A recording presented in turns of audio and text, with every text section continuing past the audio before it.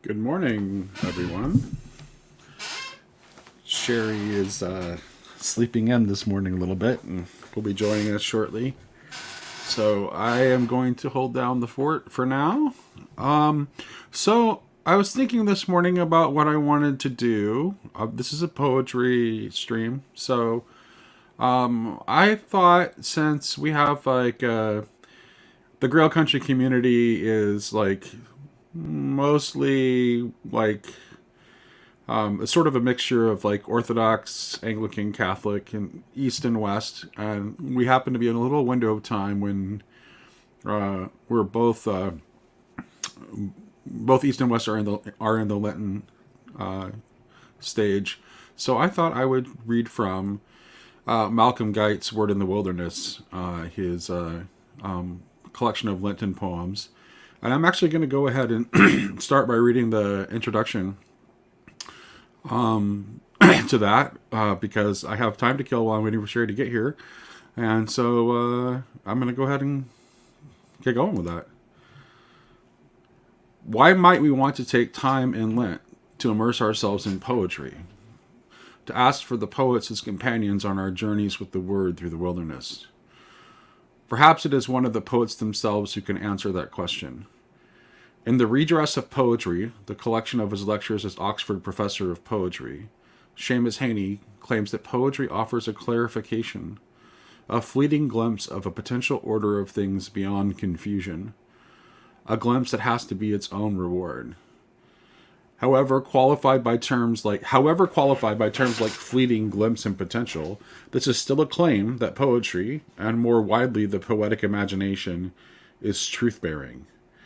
That it offers not just some inner subjective experience, but, as Heaney claims, a redress of an imbalance in our vision of the world and ourselves. Heaney's claim in these lectures, and in his Nobel Prize acceptance speech, is that we can credit poetry, trust its tacit, intuitive, and image-laden way of knowledge. I have examined these claims in detail elsewhere, Faith, Hope, and Poetry, and tried to show, in more academic terms, how the poetic imagination does indeed redress an imbalance and is a necessary complement to more rationalistic and analytical ways of knowing. What I would like to do in this book is to put that insight into practice and to turn to poetry for clarification of who we are, how we pray, how we journey through our lives with God, and how He comes to journey with us. Lent is a time set aside to reorient ourselves, to clarify our minds, to slow down, recover from distraction, to focus on the values of God's kingdom, and on the value He has set on us and our neighbors. There are a number of distinctive ways in which poetry can help us do that, and in particular, the poetry I've chosen for this anthology. Heaney spoke of poetry offering a glimpse and a clarification. Here is how an earlier poet, Coleridge, put it, when he was writing about what he and Wordsworth were hoping to offer through their poetry. Awakening the mind's attention to the lethargy of custom, and directing it to the loveliness and the wonders of the world before us, an inexhaustible treasure, but for which, in consequence of the film of familiarity and selfish solicitude, we have eyes yet see not, ears that hear not, and hearts that neither feel nor understand. Coleridge, Biographica Literaria, Volume 2, pages 6 through 7. That awakening and renewing of vision is partly achieved by a change in the very way we read, which poetry asks of us. Poetry asks to be savored. It requires us to slow down. It carries echoes, hints at music, summons energies that we will miss if we are simply scanning. In this way, poetry brings us back to older ways of reading and understanding, both the word and the world, and to a way of reading currently being revived in many churches called Lectio Divina, a slow savoring of the text, a rich meditation on meaning that begins with the senses, with taste and sound. The great practitioners and preservers of this art, as so many other vital arts, were monks of Europe. They showed it visually in their illuminated manuscripts, and orally in this practice of Lectio Divina, the prayerful form of reading aloud. The Benedictine historian Jean Leclerc describes it in this way. To meditate is to attach oneself closely to the sentence being recited and weigh all its words in order to sound the depths of their full meaning. It means assimilating the context of a text by means of a kind of mastication which releases its full flavor. It means, as St. Augustine, St. Gregory, Jean de Fécamp, and others say in an untranslatable expression, to taste it with the palatum cordis, or in the ore cordis. All this activity is necessarily a prayer. The Lectio Divina is a prayerful reading. Thus the Cistercian Arnoul of Beauharnais will give this advice. When he reads, let him seek for savor, not science. The Holy Scripture is the well of Jacob from which the waters are drawn, which will be poured out later in prayer. Thus there will be no need to go to the oratory to begin to pray, but in reading itself, means will be found for prayer and contemplation. For the English Church, echoes of this ancient art of reading are preserved in the prayer book Collect on the Scriptures, with its petition, help us so to hear them, to read them, mark, learn, and inwardly digest them. We should also come to poetry, both for that inner nourishment and that beautiful Cistercian image, for waters drawn up from a well, to be poured out fruitfully later in our prayers. As poetry begins to change the way we read, it also starts to influence the way we think and see. It becomes possible for us to enter into those moments of vision that are beacons and turning points of our Scripture. Among which a moment of transfigured vision in the desert, Moses turning aside to the burning bush, is the archetype of all transfigured vision. In a poem we shall encounter early in this Lenten entry, R.S. Thomas calls us to do just that. Life is not hurrying on to a receding future, nor hankering after an imagined past. It is the turning aside like Moses to the miracle of the lit bush, to a brightness that seemed as transitory as your youth once, but is the eternity that awaits you, the bright field. I have several times used the metaphor of a journey, and particularly a journey through the wilderness. I would like to conclude this introduction by expanding a little on that and how the idea of journeying together through the wilderness has shaped the practice and meaning of Lent, and the form and content of this collection. From the earliest times, Christians have found in the story of the Exodus both an archetype of our redemption in Christ and a map of our inner life. That rousing call from Moses to his people to leave the slavery of Egypt, the Passover meal, the flight to the Red Sea, the going down into what they feared and emerging free with their pursuers left behind them, and then the difficult but accompanied journey through the wilderness toward the promised land, following the pillar of cloud by day and the fire by night. The whole sequence seemed to the early church to show the pattern of Christian life. We are summoned by Christ to seek freedom from the slavery of sin, going down with him into the Red Sea of baptism that drowns our sin but sets us free, and then learning intimacy and trust with our Savior as we journey with him through the wilderness that lies between our baptism and our final crossing of death's Jordan stream and our entry into heaven. Christ's own 40 days in the wilderness seem to summon and take up the story. This whole understanding is beautifully distilled and expressed for many Christians in the hymn, Guide Me, O Thou Great Redeemer, with its evocation of the wilderness story. Let the fiery cloudy pillar lead me all my journey through. The practice of keeping Lent for 40 days before Easter became a way of walking with Jesus in his wilderness journey, itself a participation in solidarity with that first great Exodus. When God spoke to Moses from the lit bush, he promised, I will come down. And come down he did, in Christ. Wherever we are in our wilderness journey, we are not alone. He walks with us, even as, in keeping Lent, Holy Week, and Easter, we walk with him. What happened out there and back then can happen in here and right now. It may be that the poems in this book can be like a little pillar of cloud by day, suggesting shapes, forming and reforming, but leading us forward, or like a pillar of fire by night, a quickened wick, a kindling for good, a warmth from the cold and dark places. So that was the introduction, and I am still waiting for Sherry. So let me go ahead and drop the link in case anybody wants to come in and share anything.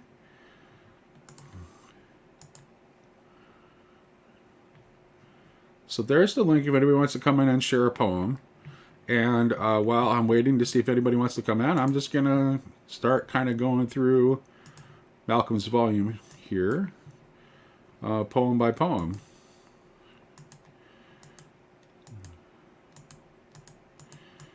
All right. It's going to start, it's meant to be like a poem a day through Lent, so it starts with the poem for Shrove Tuesday. All right. Here we go. So the Shrove Tuesday poem is Station Island 11 by Seamus Haney, which includes his translation of St. John of the Cross. As if the prisms of the kaleidoscope I plunged once in a butt of muddied water surfaced like a marvelous light ship, and out of its silted crystals a monk's face that had spoken years ago from behind a grill spoke again about the need and chance to salvage everything, to re-envision the zenith that glimpse jewels of any gift mistakenly abased. What came to nothing could always be replenished. Read poems as prayers, he said, and for your penance. Translate me something by Juan de la Cruz. Return from Spain to our chap wilderness. His consonants aspirate, his forehead shining. He made me feel there was nothing to confess. Now his sandaled passage stirred me on to this. How well I know that fountain, filling, running, although it is the night. The eternal fountain hidden away, I know its haven and its secrecy, although it is the night. But not its source, because it does not have one, which is all sources, source and origin, although it is the night. No other thing can be so beautiful. Here the earth and heaven drink their fill, although it is the night. So pellucid it can never be muddied, and I know that all light radiates from it, although it is the night. I know no sounding line can find its bottom, nobody ford or plumb its deepest fathom, although it is the night. And its current, so in flood, over spills to water hell and heaven and all peoples, although it is the night. And the current that is generated there, as far as it wills to, it can flow that far, although it is the night. And from these two, a third current proceeds, which neither of these two I know precedes, although it is the night. This eternal fountain hides and splashes within this living bread, that life is to us, that is life to us, although it is the night. Hear it calling out to every creature, and they drink these waters, although it is dark here, because it is the night. I am repining for this living fountain, within this bread of life, I see it plain, although it is the night.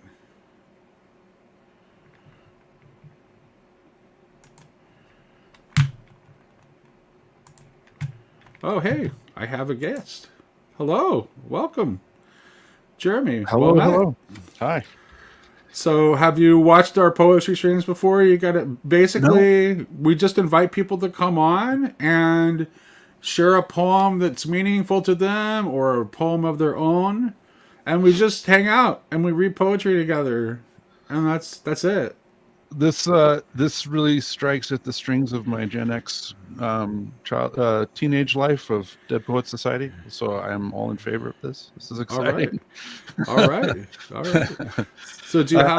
I don't think we've met. I've been around since the beginning. I've been on Paul's channel a couple times and have been in this circle since Jordan did his video on the free speech. So.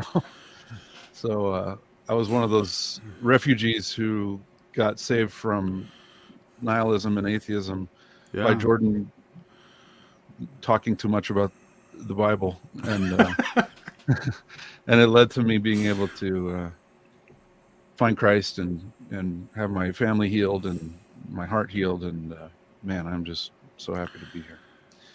Well, So I'm glad to have you here, Jeremy. Do you have a favorite poem that you'd like to share with us? I do. All right. This is from Oh, Mary Clouds in the Oliver. Morning by Mary Nice. Oliver. Yeah. Yeah, Very big good. fan. This Yeah. one is. Let me get my glasses. This one is called "I Happened to Be Standing." I happened to be standing. I don't know where prayers go or what they do. Do cats pray while they sleep, half asleep in the sun?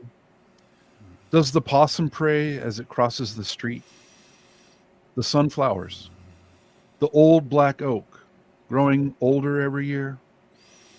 I know I can walk through the world, along the shore or under the trees, with my mind filled with things of little importance, in full self-attendance, a condition I can't really call being alive. Is a prayer a gift or a petition, or does it matter? The sunflowers blaze, maybe that's their way. Maybe the cats are sound asleep, maybe not. While I was thinking this, I happened to be standing just outside my door with my notebook open, which is the way I begin every morning. Then a wren in the privet began to sing. He was positively drenched in enthusiasm. I don't know why. And yet, why not? I couldn't persuade you from whatever you believe or whatever you don't. That's your business. But I thought of the wren singing. What could this be if it isn't a prayer? So I just listened, my pen in the air. That's awesome. I love Mary Oliver too. So thank you. That's wonderful. Thank you. Yeah, Thank you you're for welcome. coming on and sharing Yeah, that with no, us. thank you. Appreciate it. Hey, Sherry, welcome. Hi, good morning. Morning. Nice to see you, Jeremy. Oh, nice to see you, Sherry. Good morning. Good morning. Good morning. So all you missed so far was me reading the introduction to Malcolm Geit's Word in the Wilderness, his Lenten poetry collection, and the first poem from that volume. And then Jeremy just shared that wonderful Mary Oliver poem with us. Yeah, I missed it. I missed the Mary Oliver, unfortunately. Well, you came in the middle of it. So you didn't Yeah. miss all of it. Last I've line got was a- pretty good. I got a couple others I can read later. Go I don't for- have to do them all right now. Unless Yeah, you want to no, go for it. Go ahead. Go right. ahead. You're on a roll. All right. This one's The Gardener, also by Mary Oliver. Have I lived enough? Have I loved enough? Have I considered right action enough? Have I come to any conclusion? Have I experienced happiness with sufficient gratitude? Have I endured loneliness with grace? I say this, or perhaps I'm just thinking it. Actually, I probably think too much. Then I step into the garden, where the gardener, who is said to be a simple man, is tending his children, the roses. Love it. Oh, that's beautiful. Yeah, I keep this book in my bag. I pull it out all the time at work to help me stay Same. sane. Oh, Because I work in data, so I'm way in my head way too much. So this, So I I'm take just gonna, breaks and go read these poems. I'm gonna just make a quick comment about something in the chat. Like people were asking if it's It's not every Saturday morning. Generally, it is once a month. President Foxman. However, and I haven't announced this yet. Next month is April, and April is National Poetry Month, and we will be doing poetry for the entire month of April. So all the Saturday morning live streams for April, because it is Poetry Month, there will be poetry streams. Next week, our Saturday morning live stream is going to be folk tales and fairy tales. And Yeah. I'm very much looking forward to that one. We're going to have a couple of special guests for that one. One of our special guests is going to be a Ukrainian gentleman who I met at the Symbolic World Summit, whose name is Vlad. He's and he was asking me if I'd heard of some Slavic tales. I had to confess that I hadn't heard of any of them, and I said, "Hey, would you come on and share some of these stories with us on a live stream?" And he said yes. And then my Russian friend Evgeny Tarakin, who blogs mostly about the Inklings, especially Owen Barfield. I asked him to come on too. So we're going to have some Slavic tales shared with us from a new Ukrainian friend who I just met, and a Russian friend of mine who I We're gonna have have a to get conversation in the back catalog with. Yeah, go ahead. we're gonna have to get the vodka out. Yeah, yeah. I think. Well, I think I'll probably not. I mean, I think I'm gonna look for. I think I'm gonna probably bring something on that is from. That's gonna be a Quinault people tale, probably. A what people? Quinault. That's Okay. the. I'm from like that's the part of Washington State I'm from. That is like the Quinault people were the original Right. inhabitants of that, and I have family members who are part of the Quinault tribe. So Right. I'm going to I I'm gonna do have that. I have a little something to read in line with what Jeremy just read about the gardener. It's not a poem, but it's just really beautiful. And unfortunately, I don't know who the author is. My sister sent it to me, so I'll just read it. The first breaths of spring are here. It's another foggy morning as dew-dripping grass unfurls in the quiet dawn. Sparkling silver drops hang from 1,000 webs. Intricate patterns hidden in shadows suddenly blaze to life, quivering in the splendor of the day's first breath. My backyard is a jeweled cathedral, pulsing and singing as the wet and the light breathe life from the stillness. Every breath, every birdsong, and tiny living thing crawling through the rich greenness is breaking into a melody, the rhythmic, holy song of a reborn earth. My backyard is a doorway to the truth in myth, the realm of the mythic, that first glimpse of the everyday transformed into something larger, more powerful and primal, is perhaps the deepest plane of truth, because it bypasses the mind and speaks straight to the soul. It is here that the Spirit teaches us life itself. With sound and breath and light, He teaches us to wait, to sing and to be, simply as we are. Mythic truths everywhere, once you learn to see them. They're not only found on mountaintops, they're hidden in the commonplace as well. Don't turn away without seeing, without reaching a little higher and a little further into the startling mysteries that surround us. To be still and hear the morning song in the spring is one of the great gifts one can receive from the life giver. It is a revelation about who He is, what He likes, how He talks. Not words from a book, but a living song we can join ourselves here and now. God is drawing us to Himself through His own work. Here in the backyard, the truth is rebirth. All around, there is the sound of becoming. Every blade of grass, every bird and gust of wind is becoming what it must. Here is the quiet to pray and ask, what must I become? A cathedral is a place of worship. To be overcome by beauty, truth, and love is to become one with the same force that calls spring out of winter, life out of death. It is worship. Life in the Spirit is not a bunch of dire warnings and fearful thoughts. It is freedom to finally put down all the burden of endless thought, a chance to be present and see and hear what is around us. I think sometimes there are many ways to be born again. The experience is simply waiting for discovery. We are surrounded by cathedrals. And you don't know that what that's from? It's from George MacDonald devotional website, actually, but I don't know the author's name. Okay. That was really nice. Yeah. That's Yeah. he says Father Joe says that reminds him of Ada Limon's poem "Instructions on Not Giving Up." Yeah. It's also very seasonal, isn't it? With spring. I have another poetry collection by Pasternak that's so appropriate for this. I'll be right back. I'm gonna go grab Okay, it. go grab it. Okay. Cool. In the meantime, I'm going to go ahead and read the next poem from Malcolm's collection here.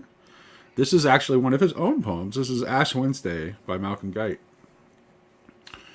Receive this cross of ash upon your brow, brought from the burning palm of Sunday's cross.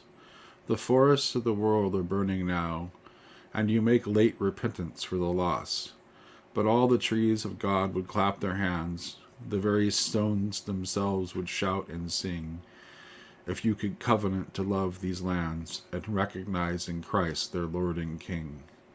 He sees the slow destruction of those trees.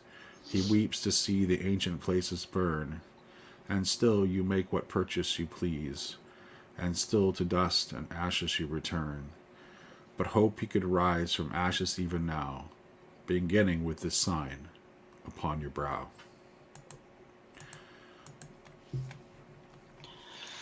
I have a little cutie. I got a little cutie poem. You want to hear it? Yeah, absolutely. It's called Winter.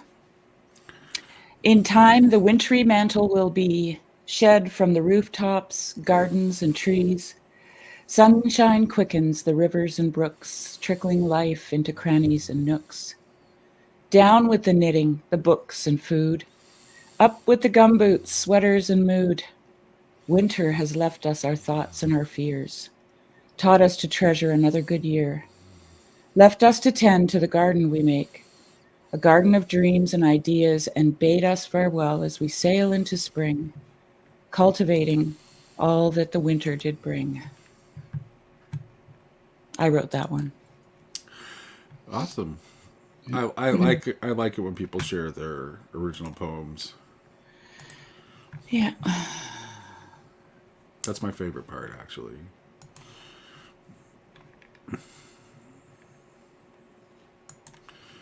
All right. So while we're waiting for Jeremy to get back, I'll go ahead and the next one I have is it's called Stones into Bread. This is also a Malcolm Guite poem. The fountain thirsts, the bread is hungry here, the light is dark, the word without a voice. When darkness speaks, it seems so light and clear. Now he must dare with us to make a choice. In a distended belly's cruel curve, he feels the famine of the ones who lose. He starves for those whom we have forced to starve. He chooses now for those who cannot choose. He is the staff and sustenance of life. He lives for all, and from one sustaining word. His love still breaks and pierces like a knife the stony ground of hearts that never shared. God gives through him what Satan never could, the broken bread that is our only food. Mm. And actually, that one was really good. I'm going to read his commentary on it. Actually, Who's this is this on his own again? poem. Sorry. This is Malcolm. It's Malcolm Guite. Malcolm, okay. Yeah. The 3 days between Ash Wednesday and the first Sunday in Lent, the first day of the first week of our 6-week pilgrimage. Since Christ's own primal Lent, his sojourn as the Word in the wilderness is prefaced by his 3 temptations, by its confrontation with just those corruptions of the good that confront us every day. It seems right to spend these 3 days reflecting on these temptations, which will themselves from the readings and the subject for reflection in many churches this coming Sunday. I have chosen to follow the order of the 3 temptations as they appear in Luke's Gospel, which seem to me to make the most spiritual and psychological sense. We start with the most straightforward, and often most insistent of temptations, those generated by our bodily appetites and needs. We are tempted first to serve our own creature comforts, to tend to our obsessions and addictions before we have even considered the needs of others. Then we move on to the deeper temptations, to serve and feed not just the body, but its driving ego with its lust for power, the need to dominate the kingdoms of this world.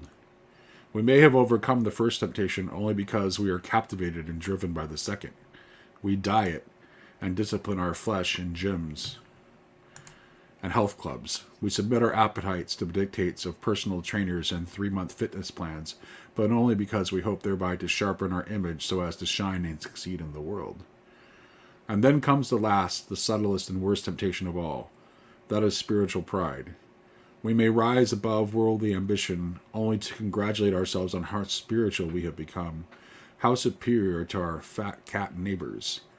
The very disciplines and virtues designed to bring us closer to our Savior make us more available as ambassadors of His love, become instead the proud possessions that separate us from the one whose strength is made perfect in weakness. But this is to anticipate. Let us get back to the beginning, with the temptation to turn stones into bread. Jesus meets this temptation with a profound reply: man does not live by bread alone, but by every word that proceeds from the mouth of God. This message certainly needs to be heard by Christians living in affluent Western societies dominated by consumer culture. I believe that Jesus underwent this ordeal on our behalf in order to break open the ground of the heart and make real choice possible for us. And this and the other sonnets on Christ's temptations, I have borne in mind two essential but easily forgotten truths. The first is that because Jesus is both fully human and fully God, there is a double aspect to each of these temptations. On the one hand, Jesus experiences them exactly as we do, in a fully human way, feeling their full force, and yet showing us both that it is possible not to give in to them, and also the way to overcome them. As the letter to the Hebrews says, for we do not have a high priest who is unable to sympathize with our weakness, but we have one who in every respect has been tested as we are, yet without sin. But at the same time he is God, and his action in defeating the devil and resisting the temptation, casting back the tempter, and creating and holding a space in which right action is possible, is done not just privately on his own behalf, but with and for all of us. In the old prayer book litany, there is a petition that says, by thy fasting and temptation, good Lord, deliver us. If Jesus were simply set before me as an example of heroic human achievement, I would despair. His very success in resisting temptation would just make me feel worse about my failure. He is not only my exemplar, he is my Savior. He is the one who takes my place and stands in for me. And in the mystery of redemption, he acts for me and makes up, in his resistance to evil, what is lacking in mine. I emphasize this double aspect of the temptations in the beginning of the first sonnet, with a series of paradoxes that turn on the truth of what God is himself, who feels and suffers these things for and with us.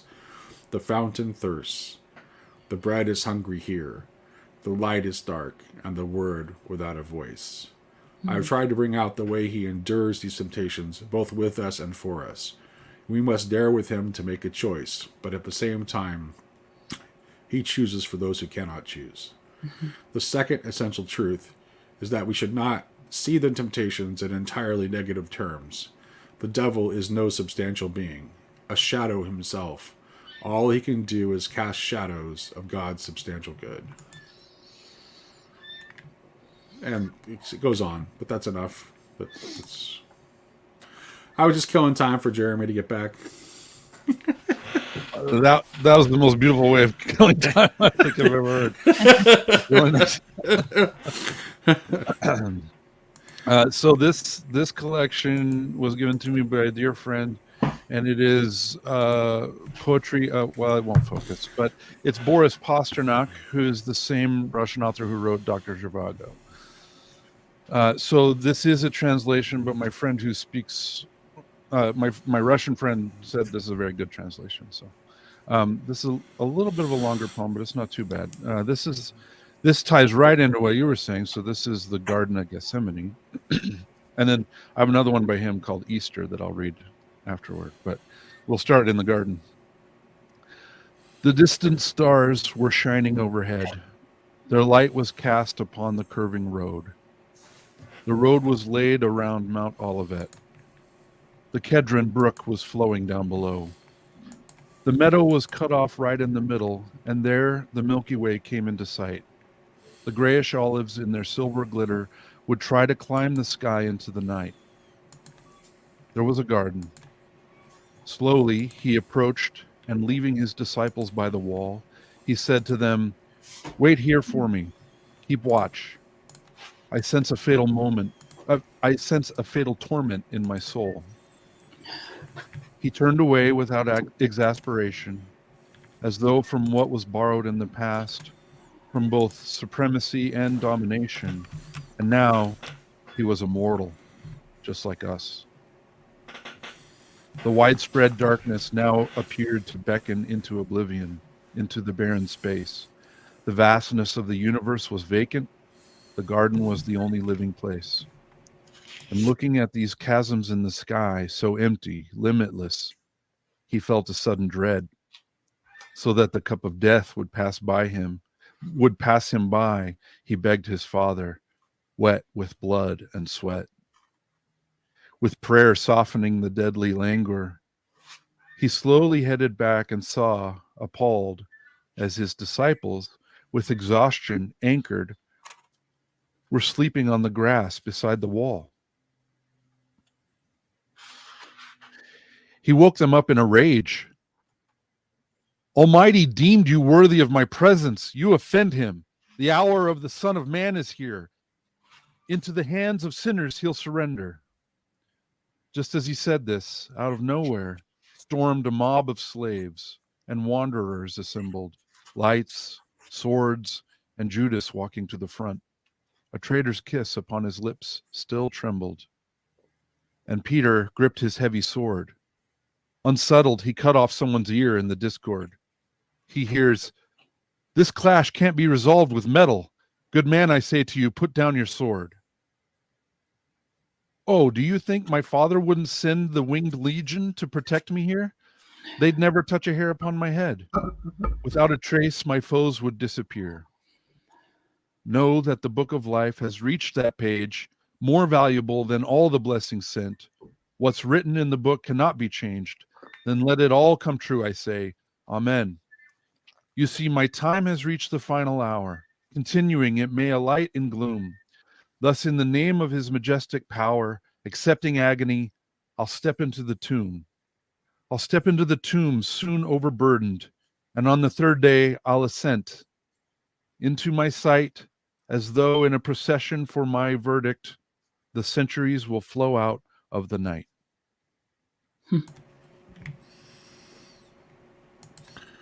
Yeah, people can send me poems on Discord. That's fine. Oh, you can come on and read it yourself, though. Or they can jump in and You can jump in and their- read it. You can read it yourself. But if you're too shy and you want to send me a poem on the Discord, I'll read it. I like reading poetry. It's fine.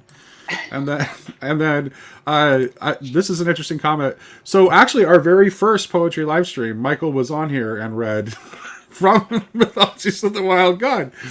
So if you go back and watch one of the earlier streams, and I will invite him back in April for one of our April Poetry Month streams. Cool. For sure. And maybe he'll read some more for us. It's, I was thinking, should I read something? And I thought, honestly, Michael reads his own poetry so much better. Yeah, I don't want to read Michael's Michael is such a good reader of his own poetry that there's no... Yeah. There's well, no... everybody is a good reader of their own poetry. That's true. Well, not everybody. They Some know poets are... they know where the emphasis goes. It's funny. I was thinking about something that Michael said on our very first poetry stream when he was talking about like how poetry really peaked in mid-century. Yeah. And he's really right about that because that was the time. At that time, like Dylan Thomas had gold records reading just reading his poetry. I remember. Yeah. And Dylan Thomas is also probably like all poets might be good at reading their own, but they're not. But some are better than others, and I think Dylan Thomas is kind of like that gold standard between like the combination of like poetic talent plus amazing reader of poetry. That's why he had gold records because he just has that extraordinary voice that's just amazing to listen to. So nobody sounds like him. I have a short one here from Hölderlin himself, the man himself. It's called When I Was a Boy. Oh, glasses. When I was a boy, a god would often rescue me from the shouting and violence of humans. Then, safe and well, I would play with flowers on the meadows, and heaven's breezes would play with me. And as you delight the heart of plants stretching their tender arms toward you, Father Helios, so you delighted my heart, and I was your beloved, just like Endymion, holy Luna, all you faithful, friendly gods. I wish you knew how my soul loved you. Naturally, I couldn't call you by name then, nor did you use mine, as humans do, as if they really knew each other. But I was better acquainted with you than I ever was with humans. I knew the stillness of the ether. I never understood the words of men. The euphony of the rustling meadow was my education among the flowers. I learned to love. I grew up in the arms of the gods. Who's the author of that again? Hölderlin. Remember we talked about him? Right. He lived with Hegel and Schelling. Yeah, Yeah. Schelling. When he was in college. Right. Right. Just, Did he end up crazy? kind of a. Well, he was a little crazy, actually. It turns out, yeah. Not surprised. There's an interesting story about him that I read that he went off after college, and he really had a hard time getting through college, and I suppose they helped him out quite a bit. And then he went off to be a tutor in Spain, and he came back like completely, like physically gaunt, disheveled. Nobody knew what had happened to him. It appeared that nothing happened to him at the place where he was tutoring. He was tutoring for a family. And then he just kind of never recovered. And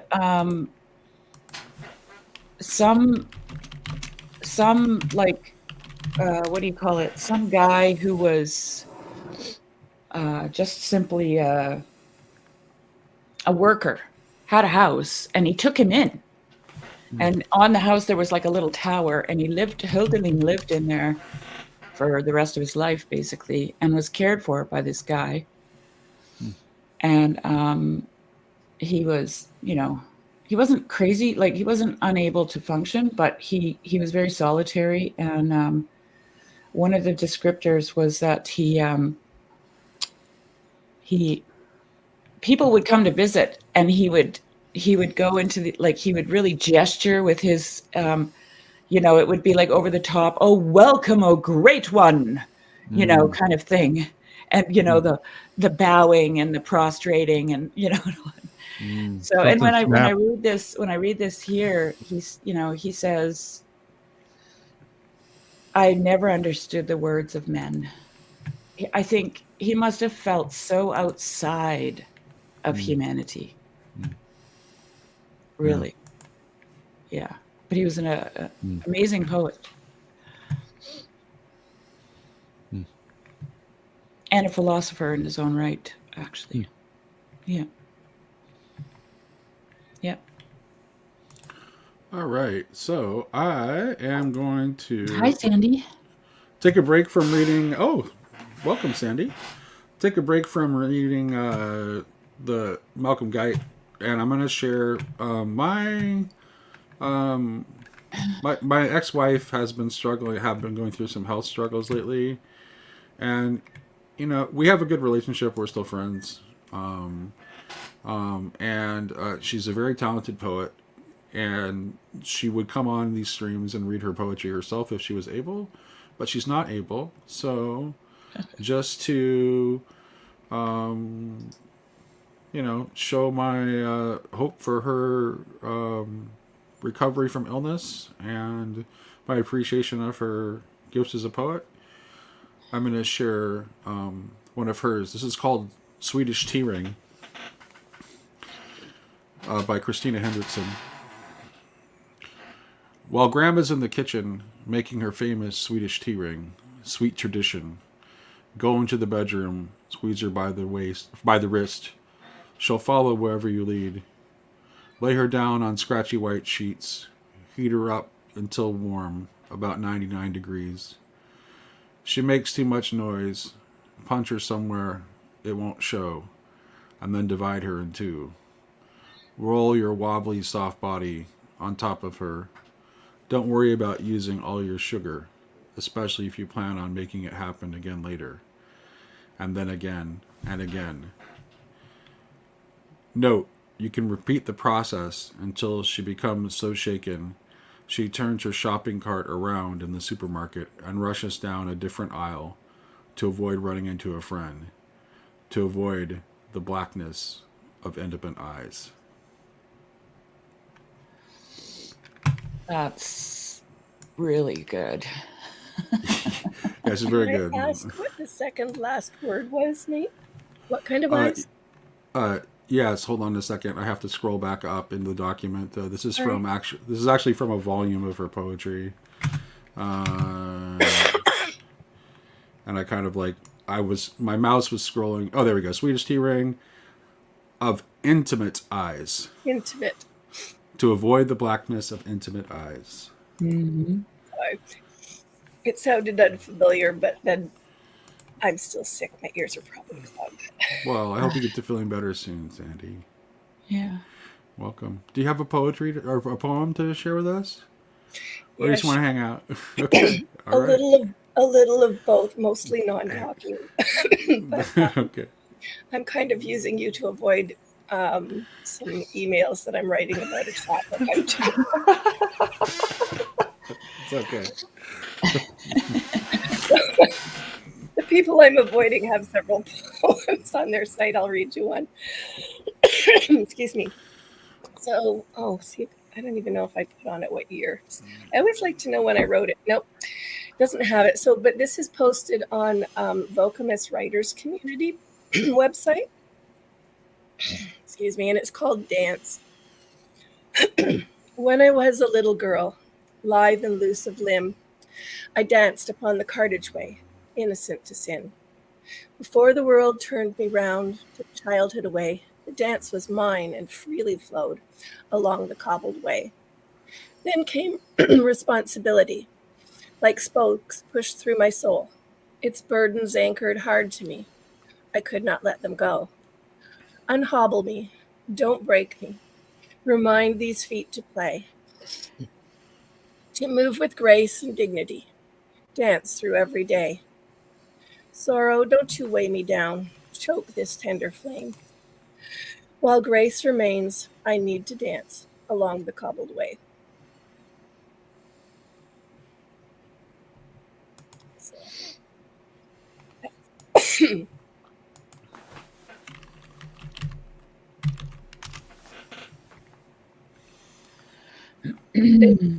I was too. There's a local writing group and publishing company, half an hour south of it. Nice. You got something for us, Sherry? Yeah. I'm going to stick with the gardening theme. Go for it. It's like spring. My geese are right now. My geese are, I mean, not at this moment breeding, but it's their breeding season, and every second day they lay an egg. So they breed one day, and the next day they lay the egg, and then they breed the next day, and that's how they go. And I was actually thinking about it this morning because the two girls have built a nest, and they'll lay the egg, and then they'll just go out and leave it, right? And I last year had only one goose, and now I have two, and so I've got I'm going to have double the eggs in there, and I just don't want them all to hatch. And I was thinking, how do I figure out which eggs to take? And then I remembered from the book of Job that the ostrich does that, where the matron will lay her eggs, and then all the younger girls will go in and lay eggs in that same nest, but the matron will pull her eggs into the middle and let the other eggs be on the outside. So if any predators steal it, because they also leave their nest, and if any predators come, they'll take from the edge, right? And the matron's eggs are in the center. So I was thinking, oh, maybe I'll just take the eggs around the edge and leave the good ones in the middle. Anyway, that was, I was kind of like, oh, that's interesting. Now I'm divulging farming techniques from the book of Job. All right, this is by Emile Verhaeren, the Belgian poet that I like, and it's called She of the Garden. Take a breath. In such a spot, with radiant flowers for halo, I saw the guardian angel sit her down. Vine branches fashioned a green shrine above her, and sunflowers rose behind her like a crown. Her fingers, their white slenderness encircled with humble, fragile rings of coral round, held ranged in couples sprays of faithful roses, sealed with a clasp, with threads of woolen bound. A shimmering air the golden calm was weaving, all filigreed with dawn, like that braid surmounted her pure brow, which still was hidden, half in the shade. Woven of linen were her veil and sandals, but twined mid bows of foliage on their hem the theologic virtues three were painted. Hearts set about with gold encompassed them. Her silken hair, slow rippling from her shoulder, down to the mosses of the sward did reach. The childhood of her eyes disclosed a silence more sweet than speech. My arms outstretched, and all my soul upstraining, then did I rise, with haggard yearning toward the soul suspended there in her eyes. Those eyes, they shone so vivid with remembrance, that they confessed days lived alike with me. Oh, in the grave inviolate, can it change then the long ago and live in the to be? Sure, she was the one who, being dead, yet brought me miraculous a strength that comforteth, and the viaticum of her survival, guiding me from the further side of death.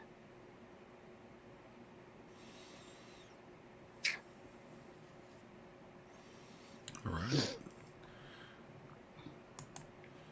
All right. So this one is this is another one of Christina's poems. It's this one is called Grief.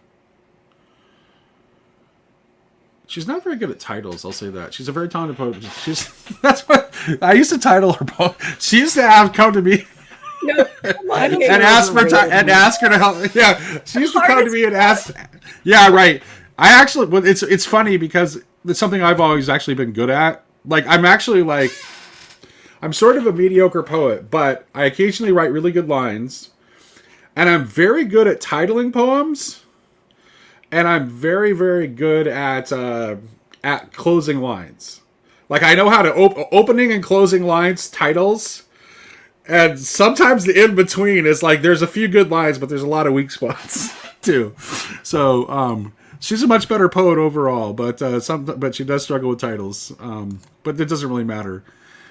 So she titled this one "Grief," but I don't know if this is it's a good, well chosen title. But here's the poem. You were not something lost, like a key, my dignity, a phone number written in pencil on a white paper napkin. You are not predictable, like a moth to flame, not quiet like the sun hiding below the horizon, not shrouded like a red-brown seed nestled among the yellow flesh of an Alberta peach, not vespertine like witches' weeds. You fret and strum delicate arpeggios on the hungry side of town, so close my lungs fill with your breath when I sing. You vanish then always, I don't know how, like a cloak of fog around a morning swamp willow, like the laughter of a little girl at play, like the red seeds of a scarlet runner bean tumbling from the split pod into a wooden pail.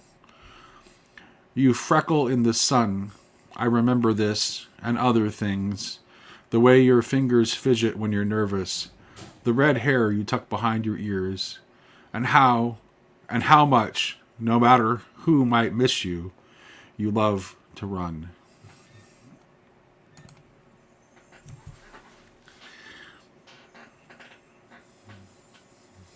Christina, if you see this, Yeah, she's good.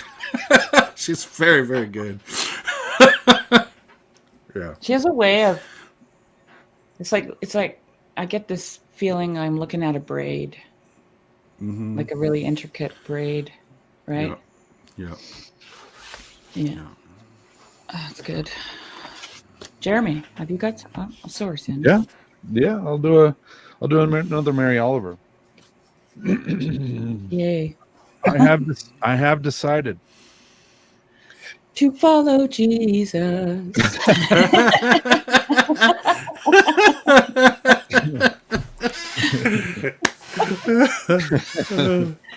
Oh, that's funny. Oh, but before I start, sorry, Nate. Whenever I think I have a crazy wild beard, because I work with mostly men who don't wear beards, Yeah. I think, oh man, I have a crazy beard. I need to bring it in. Then I meet you, and I'm like, well, my beard's Yeah. fine. Your beard is totally, yes, much Tame. more controlled and well groomed than mine. Yeah, you got a wild beard. I love it. I love Yeah. it a lot. Okay, I have decided to find myself a home in the mountains, somewhere high up, where one learns to live peacefully in the cold and the silence. It's said that in such a place certain revelations may be discovered, that what the spirit reaches for may be eventually felt, if not exactly understood. Slowly, no doubt. I'm not talking about a vacation. Of course, at the same time, I mean to stay exactly where I am. Are you following me? Ooh. She's just so wow with her one-liners at the end there. It's like Yeah. Boom. Yeah. nice. I love it. I love it. All right, I got another short. This is the next short little Malcolm Gite sonnet from Word in the Wilderness. This is All the Kingdoms of the World.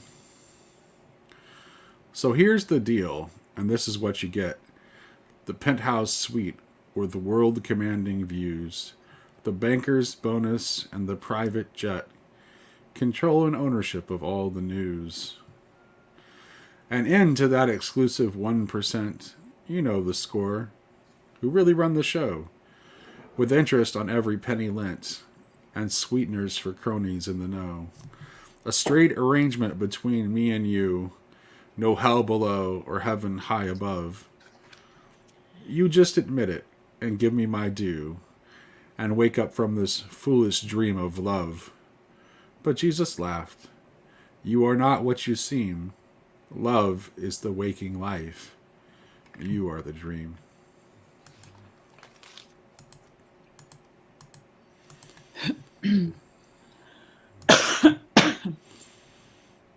Another Mary Oliver? Go for it. This is extending the airport runway. The good citizens of the commission cast their votes for more of everything.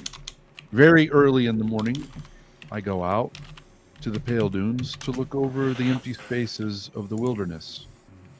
For something is there when nothing is there but itself. That is not there when anything else is. Alas, the good citizens of the commission have never seen it. Whatever it is, formless, yet palpable, very shining, very delicate, very rare.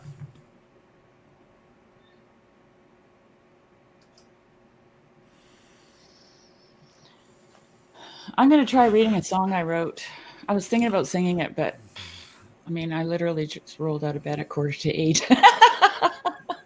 So I'm kind of like, yeah. Not necessarily in a singing mood. No. Well, I just don't know if my voice is. Okay.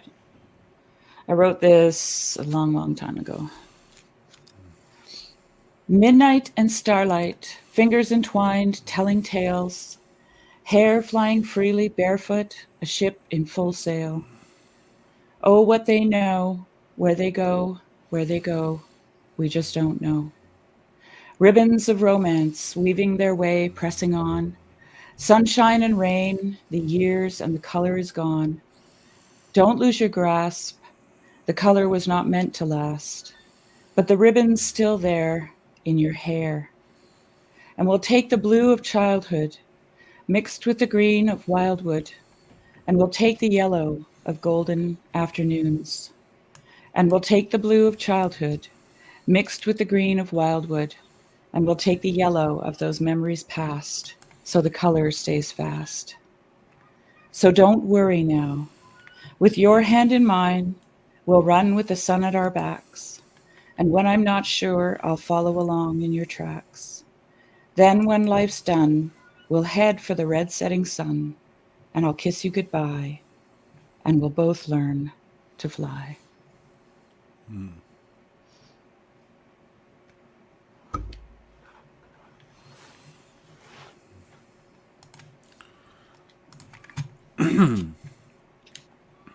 All right.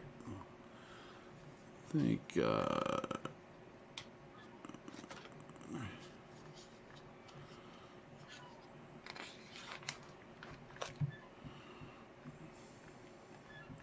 What a simple little baby-sized poem.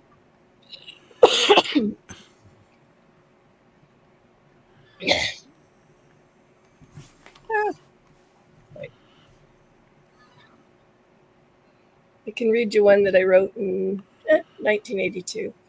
okay, Good. go for it. It's just tiny. I did title this one, Nate. It was I pulled one of the lines out, called it "Lifting My Heart." As grass in the breeze or leaves on the wind, I too bob and twirl in dances of joy, lifting my heart, lifting my life, rejoicing and praising my Maker, my Lord. Actually, I didn't pull it from there. That's usually a trick. It's kind of short, but it went in a book we did at my church for one ladies event. Nice. Anyway, I'm gonna pop off and keep working on writing and editing. I may come back on later if Yeah. okay. No Thanks problem. for joining us. All right, so this is another one of Christina's. This one is called Fireworks. Fireworks? Fireworks, yes. Okay. You wear yellow boots in the rain, but no hat. I like the way the water feels as it runs down my face. I miss the sound your bare feet make when you walk. I dive in head first. My feet splash, but I only hear the water, a million glass beads clinking together. But aren't you lonely under there? I take communion on the bank of the river with a sockeye salmon and a cold beer. I sit with the fish all night. But what did you have to sacrifice? A white cottage full of dogs and a sad woman with blue flowers in her arms. How did you get to this place? I swam.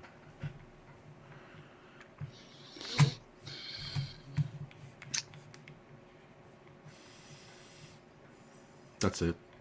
It's beautiful. I'm just letting it go down slowly.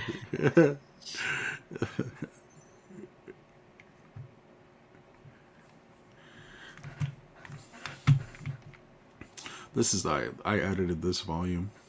That's why I have a copy of it. I'm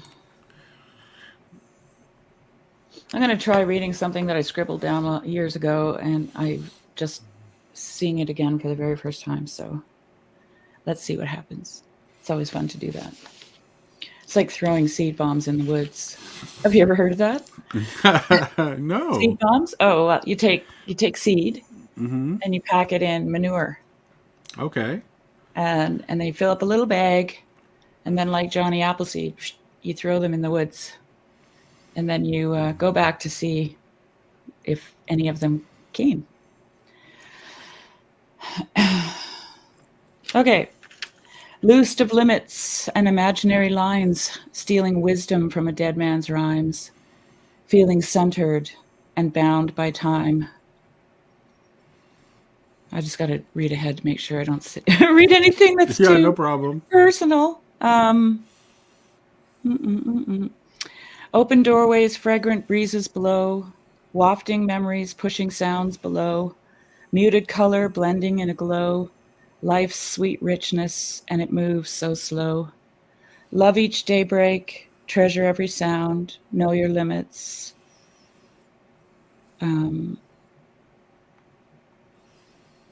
Test your virtues, sound, lay a spinning on the grassy ground. That was it. Well, that was that.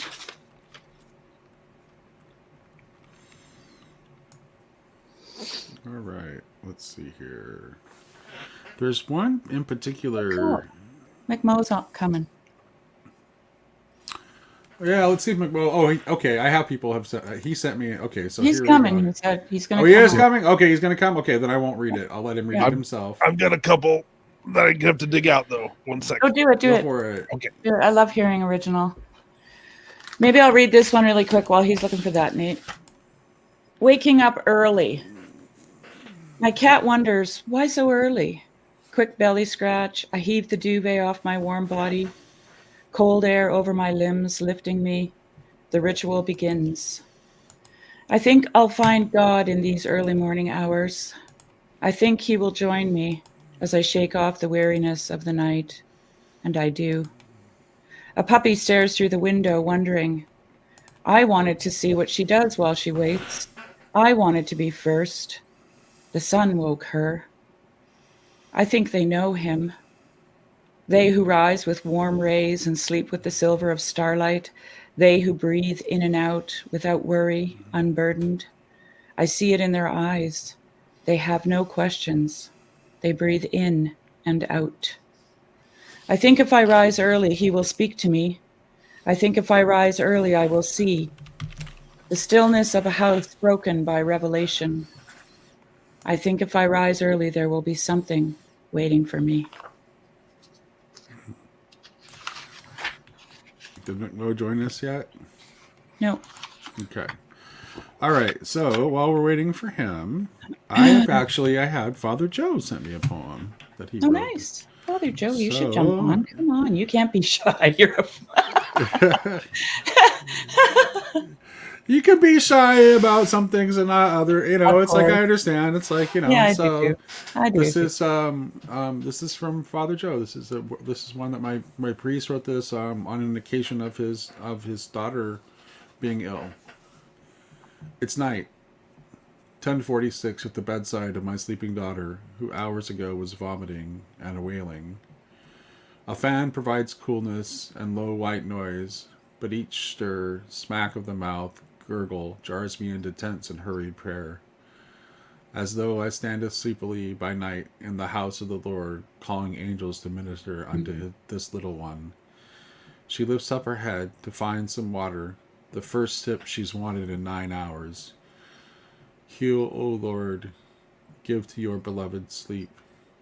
After drinking from her bottle, she curls back up under her blankets and stretches the nerves of her father, priest, standing fast.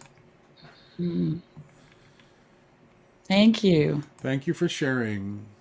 That was really nice. I love you, Father Joe. You're a wonderful man and a wonderful priest. We'll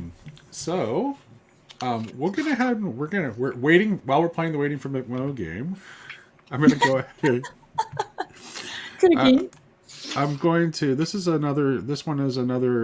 short one of Christina's, and it's interesting because we had that conversation a while back about the Gorgon, right? And so this is actually the title of this poem is Gorgon. This is Christina's again? This is Christina's, and the poem is called Gorgon. I know what it's like to love so much it turns you into a monster, dread and awful. Nowhere can you stroll along in silver sandals, sniff the handmade soaps, ask the price of a pound of persimmons, without people staring, mouths agape, their perfect children asking perfectly awful questions. You must learn to slink, to squeeze down small and tight as a bead, to search out ill-lighted places, to crouch alone. Can you read that one more time? Absolutely. I know what it's like to love so much it turns you into a monster, dread and awful. Nowhere can you stroll along in silver sandals, sniff the handmade soaps, ask the price of a pound of persimmons without people staring, mouths agape, their perfect children asking perfectly awful questions. You must learn to slink, to squeeze down small and tight as a bead, to search out ill-lighted places, to crouch alone. I couldn't find it. I'm sorry. The one I was thinking of, I couldn't find it. I think it's in the house, but I'll bring it to the next. No, yeah, no Poetry. problem. Yeah, and we got the whole month of April to do That's a good poetry. Good point. I'll bring it next time. All right, Yeah. all right, Sherry, what do you got for us? Gotta have Hi, something. McMo. Hi, everyone. Oh, hey, McMo's finally here. They're waiting. McMo arrived. He is not like a Nate's doe. got way too many screens. He can't keep track of all the happenings here. Just realizing it, I look like I'm in a dark, dark confessional today. Yeah, you do. Yeah, you kind of do. Yeah, for sure. The light's still Um, shining out there, but it is fairly dreary, so it's a good morning for poetry. Yeah. Okay, I'm going to read this one really quick, and then McMo, you go after that. Irony, it's called. The lines play games upon the page. This is one that I wrote. The lines play games upon the page and grow deeper in my face. Sunshine sprinkled on ferns, and I marvel at your grace, the wisdom of your words, your hands that touched this place, creator's pride, an artist's care, revealing love intrinsic there. I feel your heart move in mine, a dancer, actor, mover in mime, worker of my soul, one who makes the broken whole. I lift my hands, dream of distant lands where gold and sapphire retain their beauty and not their worth, where irony plants its feet in a crystal earth, and paradox makes death our birth.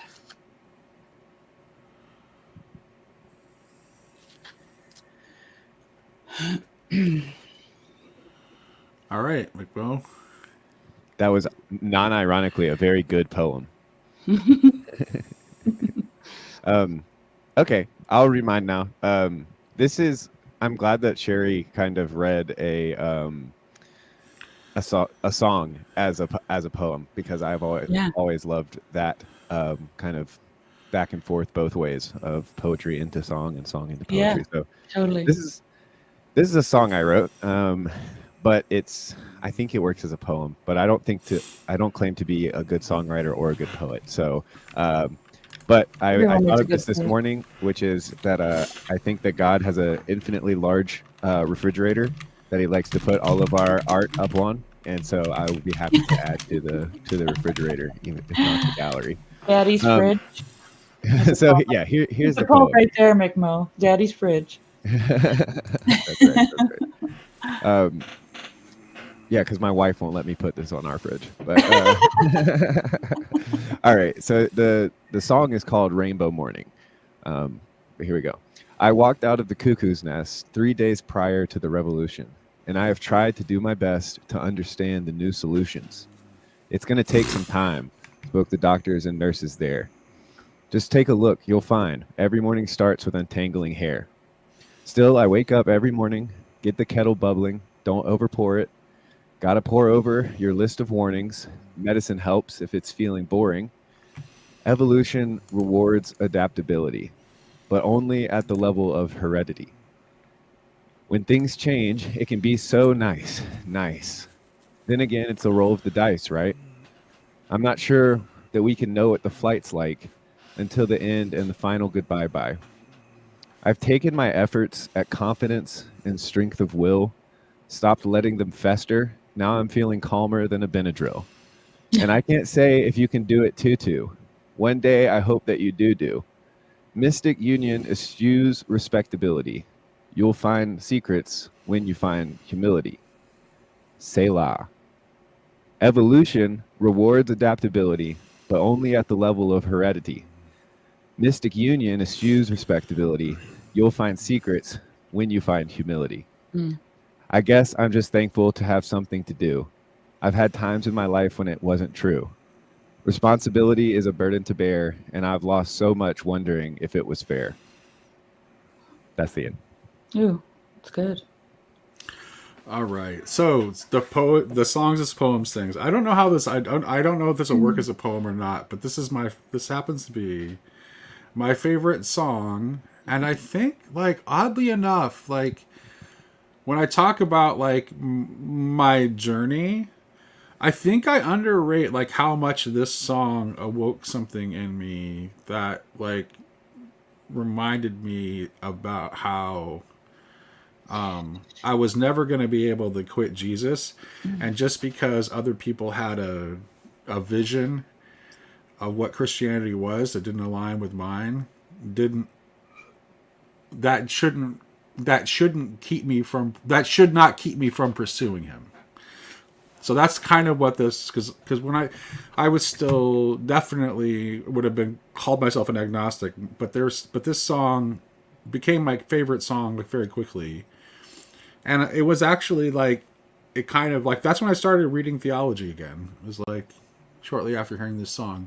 So for some of you may know it, it's a Ray LaMontagne song. It's called "Heaven Is a Honky Tonk." Mm. All my heroes are gone to heaven. All the junkies and the liars and the fools. All good timing men who will leave their voices on the wind. It's a kindness we cannot hope to repay them. There's a choir singing in a southern accent, a fiddle in the band. There's a hallelujah on the lips of every dying man. Mama, don't you cry when they're dead and gone. Jesus, he loves his sinners, and heaven is a honky tonk. I won't say their names, they've been said enough in vain. Just the memory and 1,000 years of smiles. The lines around your eyes tell me you're not far behind, but I can see the living free was worth the while. There's a choir singing in a southern accent, a fiddle in the band. There's a hallelujah on the lips of every dying man. Mama, don't you cry when they're dead and gone. Jesus, he loves his sinners, and heaven is a honky tonk. Happiness, they say, is a jukebox that always plays, and a lonesome heart ain't lonely anymore.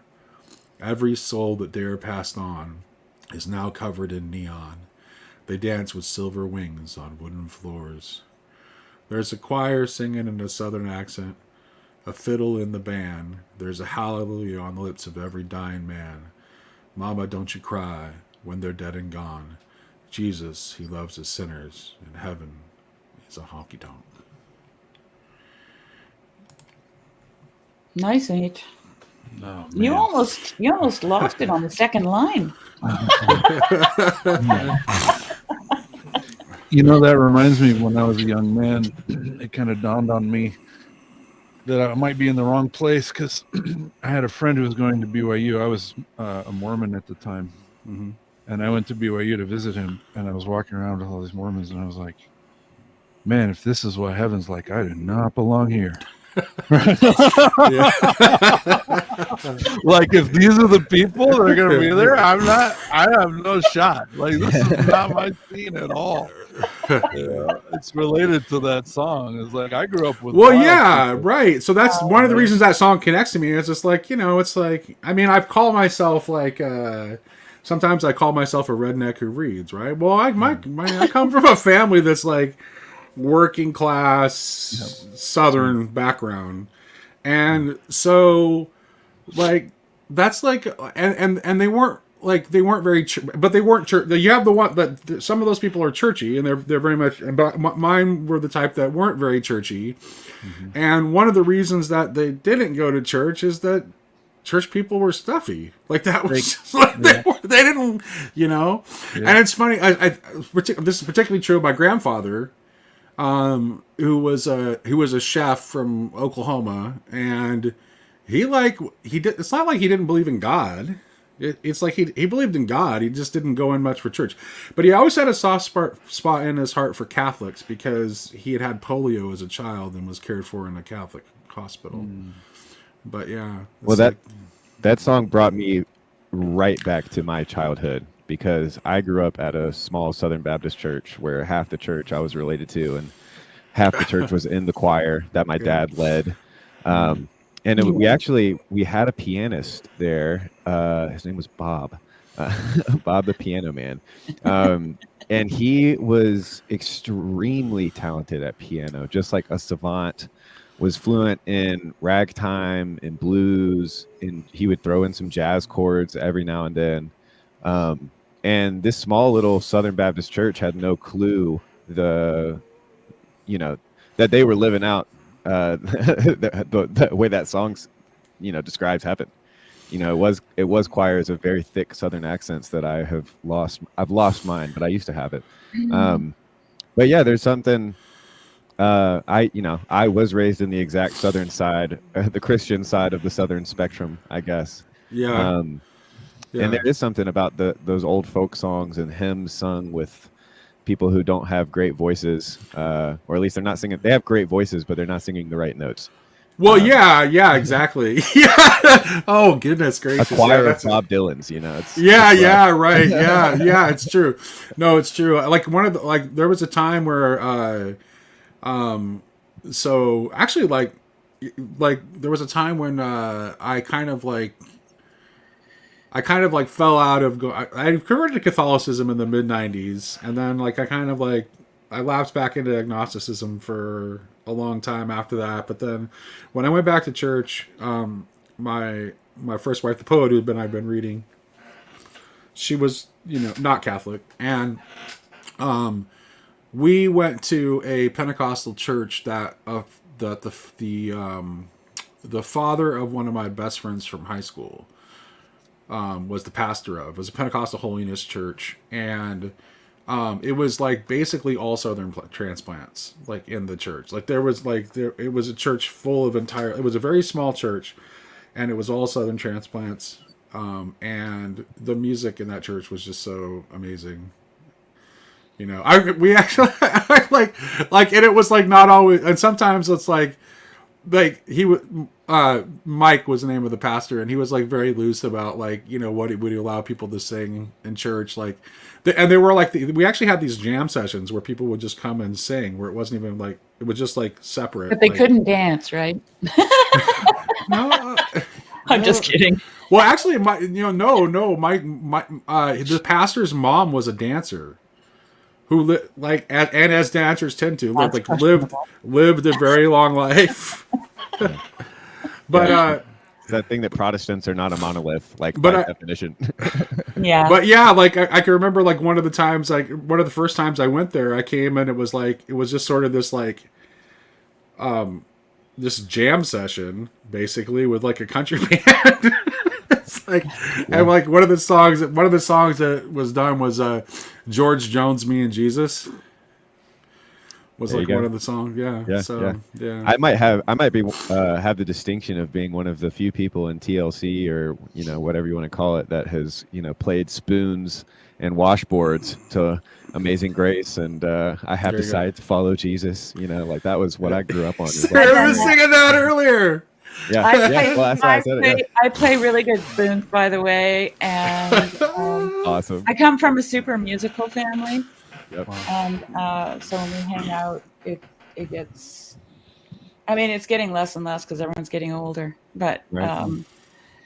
Everyone plays guitar, spoons, fiddle, djembe. My sister plays all kinds of wind instruments, but she likes to collect tribal flutes and stuff. Yeah. So she plays also the I don't know. I only know the German word Querflute. The regular flute. Okay. What do you call them? Like a flute? Yeah, just a flute. But she doesn't play that as much as she plays all these. She gets wherever she travels, she grabs a kind of an indigenous flute, And my nieces play drums and guitar and mandolin, and yeah, it's a pretty rocking good time. There's Jeremy's of the right age. He might I don't know if anybody else. I'm a big fan of the Cowboy Junkies, and their Oh, album their album Trinity Session is still like the best. It's just like it's one of my all time favorite albums. But there's like one of the songs that they do on Trinity Session is actually a cover of Working on a Building, which is like a song that I heard like so many times growing up in Pentecostal churches. So I come from a storytelling family. We weren't singers, we weren't music people, but like I remember when my dad married my stepmom, and he hired her to be he was a welder, he was a pipeline welder, and so my stepmom, he hired her to be his welder's helper. And it was winter time, and she was really cold, and it was cold out. I mean, they were in Wyoming, so it was 15, 20 below. And so toward the end of lunch, there was the pipe inspector, who's kind of the boss on that job, was walking up, and my dad looked over at my stepmom and just hopped out of the truck and went back and started talking to the inspector and started telling stories, and bought my stepmom an extra 45 minutes in a warm truck while he was standing outside making the inspector laugh and telling stories. And so that's the family I come from. We are right. Yeah, we're also a storytelling family. Like, Oh, really? oh yeah, it's and now, like I said, we're all getting older, and so the stories just keep repeating.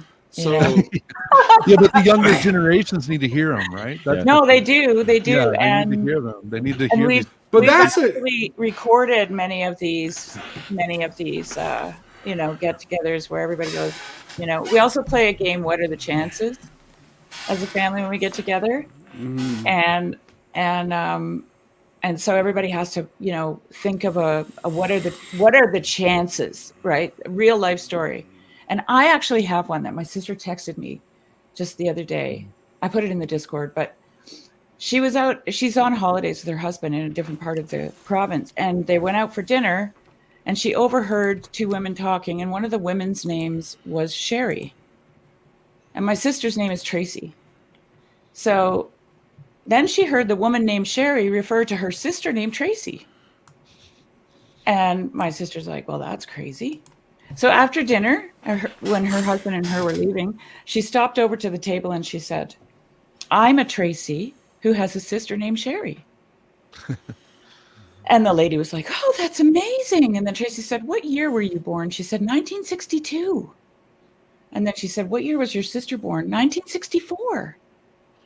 And those are the exact years my sister and I were born. So that lady named Sherry was born in 62, and her sister named Tracy was born in 64, exactly the same as us.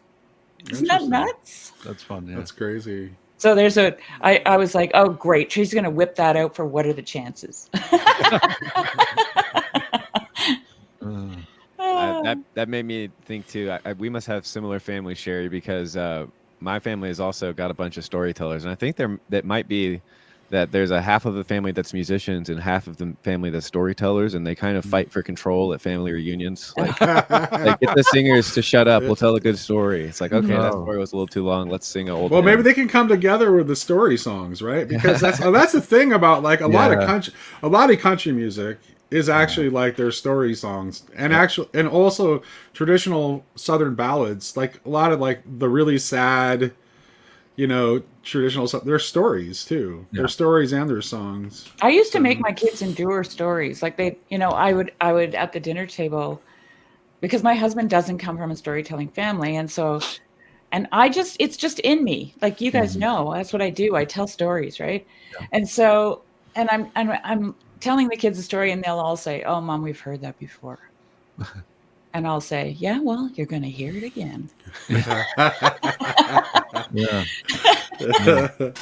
I've had milk before too, and it tastes pretty good. I'm gonna have it again, right? Like, yeah, and I noticed I've had whiskey before. It's okay. Yeah, I could see like where the innocence left Like as little children, they could hear a story Yeah. over and over and over, and their eyes would Yeah. always sparkle. But as Yeah. they got older and older and older, they would be more bored by the story, right?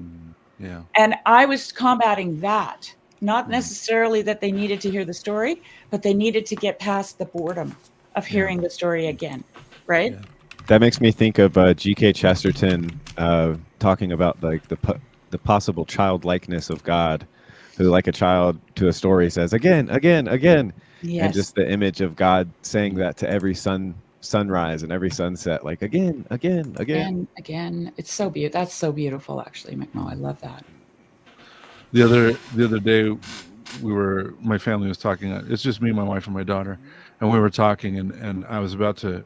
She's waking up. She's having all these insights. We didn't raise her religiously. I was anti-religion for years, but now she's taking a class in Homer and like classical literature, and she's reading Dante right now, and so at the same time, we're also reading the gospel. We're in the Gospel of Mark right now because she had never been introduced to Christ. She had never heard the Gospels, and so we're reading the Gospels together. But the classical literature is opening up the Gospels, and vice versa, right? It's really beautiful.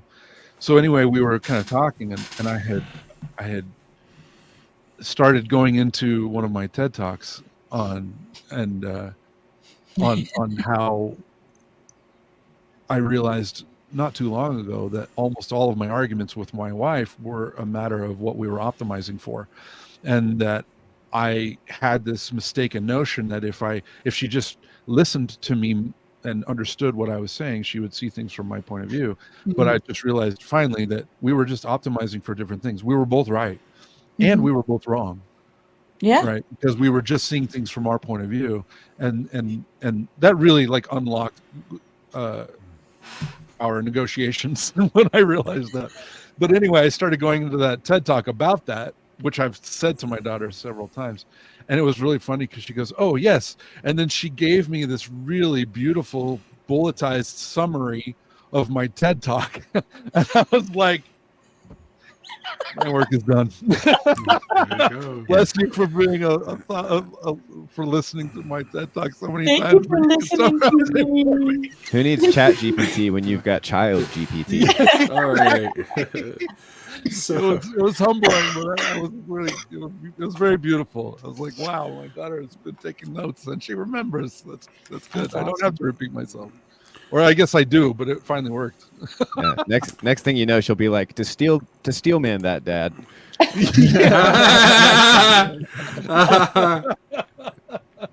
oh my goodness, yeah.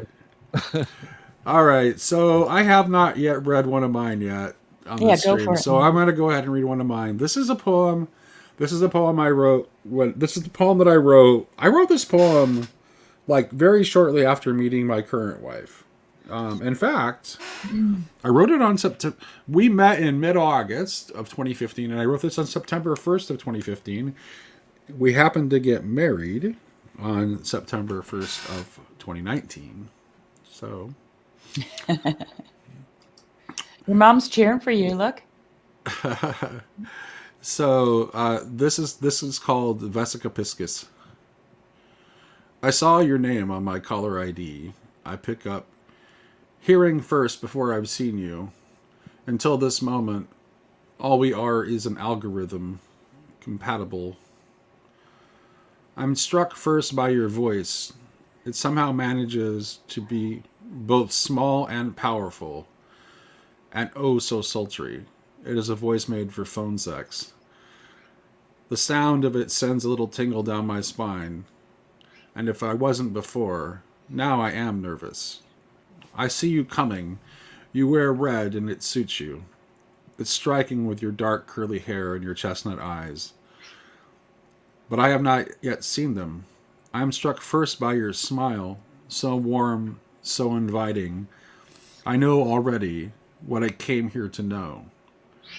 There is a spark already, and it flashes for an instant in our smiles. I find myself smiling easily with you, I who have not smiled in so long and never so easily. We chat, we get to know each other, to find our points of intersection. I talk less than I normally do, and I'm glad of it. I love hearing your voice. As I listen, I check boxes. Smart, funny, deeply kind with rare empathy. But it seems I'm simply following a procedure. When a deeper part of me already knows, we have more than points of intersection. We are a vesica piscis, two circles, two holes intersecting with one another. I confirm this equation with a hug, one that we are both hesitant to break, and hints of a kiss that is yet to come, but I can feel in the shadow now upon my lips. Jeez. You dirty dog. That was hot. And I'm sorry to ask this question because I missed the intro, but is that your ex-wife or is that your current wife? That's my current wife. That's my I think current I just wife. fell in love with my I was wife. going to again. say that the most tragic thing I've ever heard is that you're not married to that person anymore. I Yeah. am married. But That you is the are. one I'm Glory to still God. married to. So it's Not like, tragic. yeah. So there's no tragedy there. Yeah, no tragedy. Oh, good. Sherry, what province of Canada do you live in? I live in BC. Oh, okay. I was a Mormon missionary in Ontario. I was in Toronto. Yeah. But the best part of Toronto was when I was outside of Toronto in Peterborough. Yeah. Yeah, I Toronto's. I Toronto's was a born city. in Toronto, Oh, and okay. we kind of grew up. We never lived anywhere in one place very long when I was a kid. So, but I grew up all around that Toronto, Greater Toronto area, Southern Yeah. Ontario, and then when I was about 11, I think we moved to Northern Ontario. Mm. And so then, we did that. Then we moved to Michigan and we did that. And then we moved back to Northern Ontario and we did that. And then I got married and moved to Switzerland and I did that. And Mm. just kind of Oh, always been on the move. Yeah, relatable. I went to 15 schools in 12 years. So, Oh, wow. so yeah, We're part of the same club then. yeah. I could not. I didn't. I learned how to make quick friends and quickly walk away from them, which is really tragic. It's really hard. Yeah. Yeah. And then after a while, you kind of say, well, how about we're not really friends? Why don't, yeah. It gets kind of strange in that way. Actually, Yeah. I Well, wrote- and I never learned how to resolve like long-term issues either. Right? I never had to, like in a friendship. Oh, know? yeah. Right? It was like by the time you start having those issues, like your first fight with a friend, like it was time to move again. So that Well, I All right. came from a fiery Irish family, so there was a resolution in my family. Like, that's good. So what do we say to this, Sherry? you have to come on, Mister. Yeah, you gotta come No on, come way on. that you are come shy, on. Teo. If we didn't know Come how on. cool Tayo's voice sounded, then Yeah. he might be out. He might be able to get away with that. But we know what he Teo sounds was a like. lurker. So I'd there you say. go. I will read your Yeah, poem. Teo, you gotta get You're not on getting here. out of this one, buddy. Please do. I just dropped the link again, so it's right there. I want to read one that I wrote when I was about 18, and I'll just read it. It's the finding and the knowing, the hurting and the growing. It's the facing and the losing face. It's the running and the towing, and the heavy syrup flowing, the aching in the bones and no home. I cannot quite place it, nor can I quite face it. It's a dying heart beating with no blood to replace it. It's a no one loud knocking, and a nobody still talking, alone yet still walking, still. It's the 2/3 you can, and the third that escapes you. It's 100 lives living and dying that make you. It's the twist and the twist and the twist till it breaks you. And you hold up your head, and it's lies that have made you.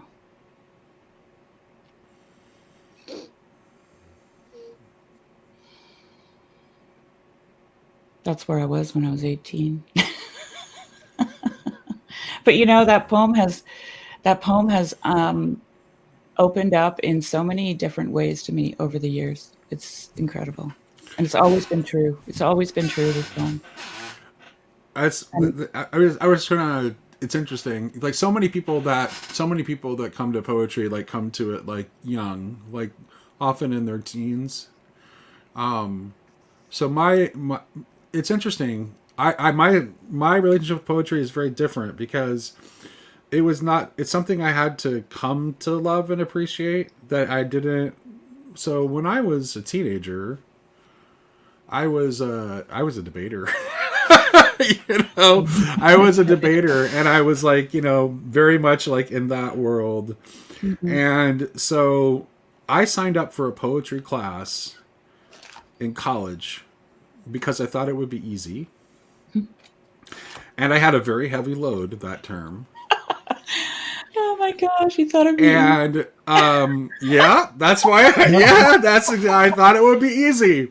Mining your soul is so easy. Right. So it's like, and my poetry instructor for that class was like, he was actually like quite a talented poet in his own right. He had gone through the very well regarded creative writing MFA program at the University of Iowa, and was part of the Iowa Writers Group there. And so he was quite a talented poet in his own right. And his expectation, I thought it was just going to be like a survey of poetry where we would be like tested on stuff, right? This is what I thought. It's like, oh no, I find out, no, we're actually going to be writing poetry. And then he tells us that in order to get an A in this class, you're not going to get an A unless you write excellent poetry. So I go up to him after class and I'm asking him about this grading criteria because I have a 4-point GPA at this point, and I'm worried about ruining my GPA over a poetry class that I thought was going to be just like the fluff course for my course load. And he's like, then drop my class. Okay, so. But there's a part nice. that competitive part of me is like, oh no, it's like, no, I'm not gonna do that. I'm not gonna drop. I'm not gonna drop this class. There's no way I'm dropping this class. I can do it. And so, what a good teacher. And so the first poem I wrote, he just absolutely ripped to shreds because it was really crappy, and I deserved to be ripped to shreds because I had no idea what I was doing. Because it's like, but. In the process of giving me that critique, he like gave me the pieces to like he could show me he made me understand exactly how it was failing. And how poetry is actually structured and what actually makes it work. And the most important thing he said to me is that like poetry, like the real poetry is really mostly rooted in the image. Which is why I think I noticed like I had this conversation with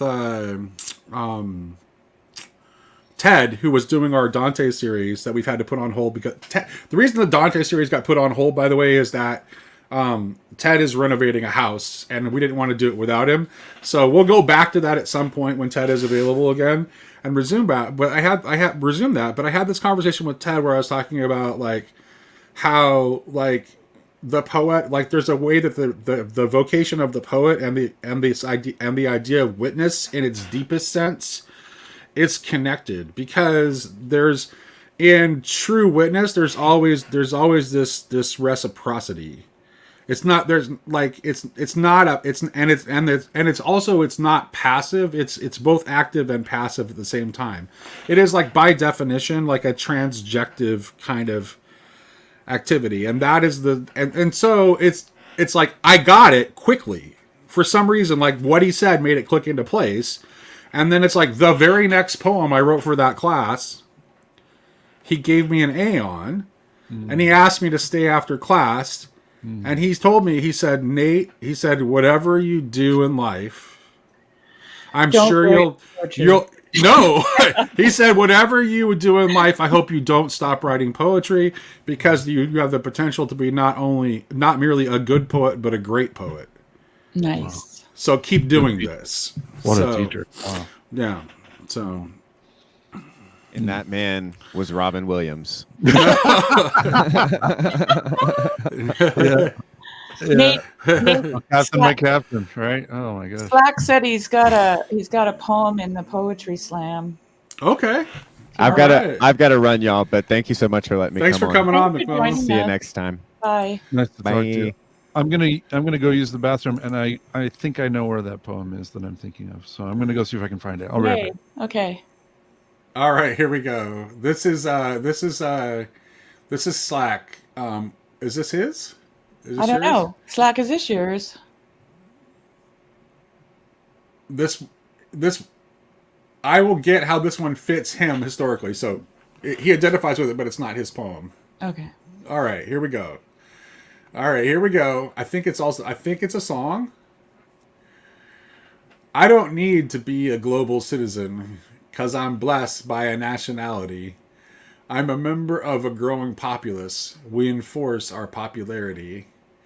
There are things that seem to pull us under, and there are things that drag us down. But there's a power and a vital presence that's lurking all around. We've got the American Jesus. Seen him on the interstate. We've got the American Jesus. He helped to build the president's estate. I feel sorry for the Earth's population because so few live in the USA. At least the foreigners can copy our morality. They can visit, but they cannot stay. Only precious few can garner the prosperity and makes us walk with renewed confidence. We've got a place to go when we die, and the architect resides right here. We got the American Jesus, bolstering national faith. We got the American Jesus, overwhelming millions every day. He's the farmer's barren fields in God. The force the army wields, we trust. The expression on the faces of the starving millions because he's one of us. The power of the man, break down. The fuel that drives the clan, cave in. He's the motive and the conscience of the murderer. We can redeem your sin.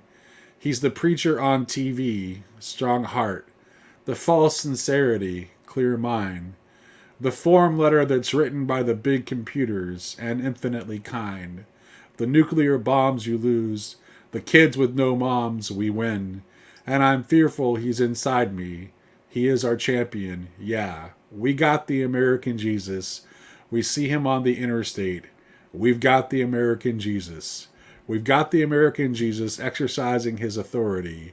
We've got the American Jesus bolstering our national faith. We've got the American Jesus. We've got the American Jesus overwhelming millions every day. Yeah. One nation under God. One nation under God. One nation under God. I'm sure this is like some kind of pop song that he has got me to read that I do not know. Well, he did say up here if you want to burn the house down. I think Annie Mae's not too thrilled with that song. I don't know it. It's punk. Ah, okay. Punks are punk. Okay. Which band? Who is it? Bad Religion. Bad Religion, okay. And this is what your mom thinks. Gotta give her the last word there. Oh, okay.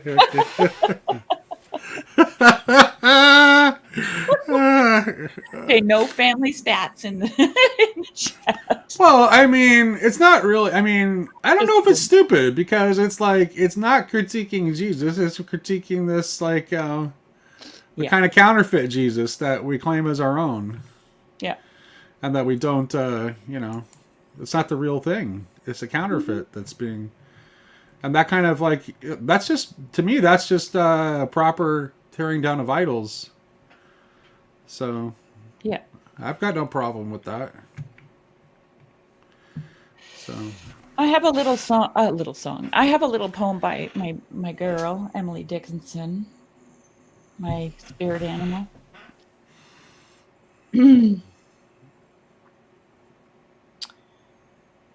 Some keep the Sabbath going to church. I keep it staying at home, with a bobolink for a chorister and an orchard for a dome. Some keep the Sabbath in surplus. I just wear my wings. And instead of tolling the bell for church, Our little sexton sings. God preaches, a noted clergyman, and the sermon is never long. So instead of getting to heaven at last, I'm going all along.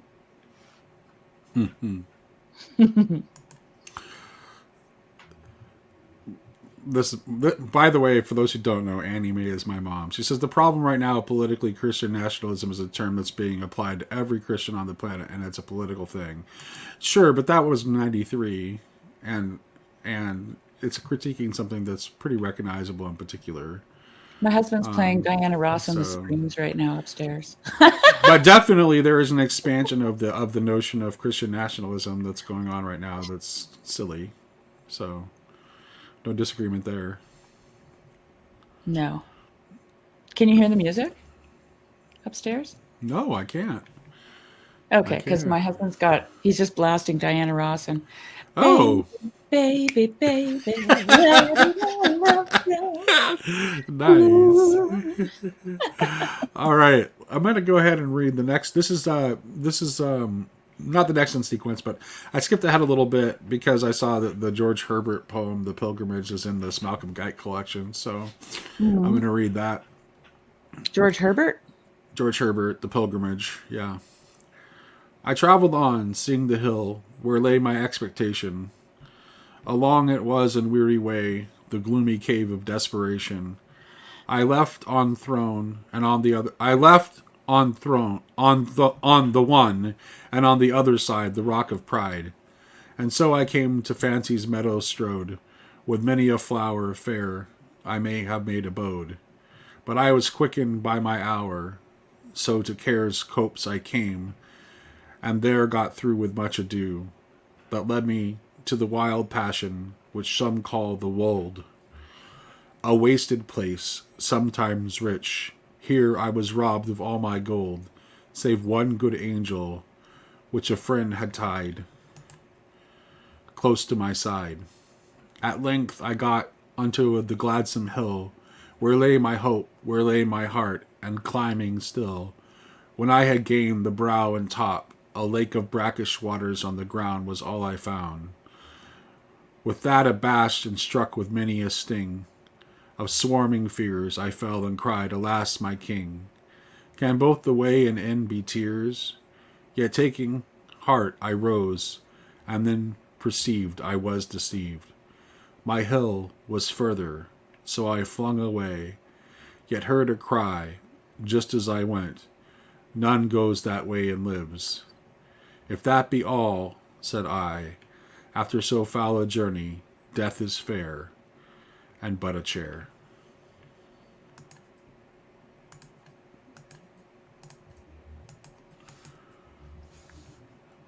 And that was?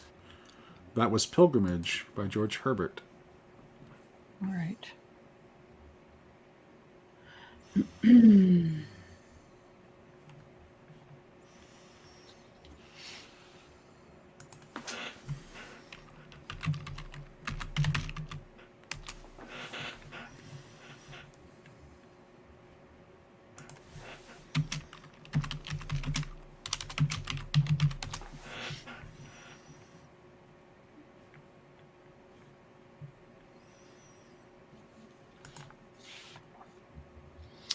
I was gonna.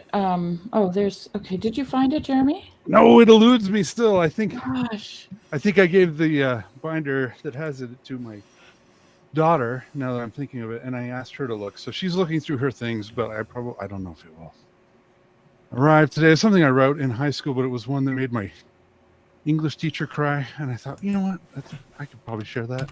Yeah. But I'll see if I can find it. I'll see if she finds it. So.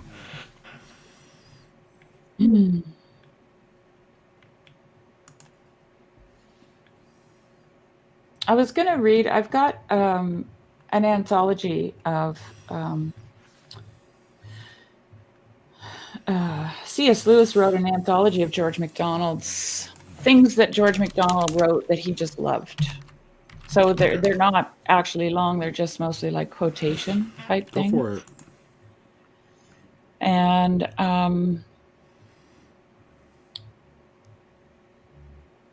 let me see here.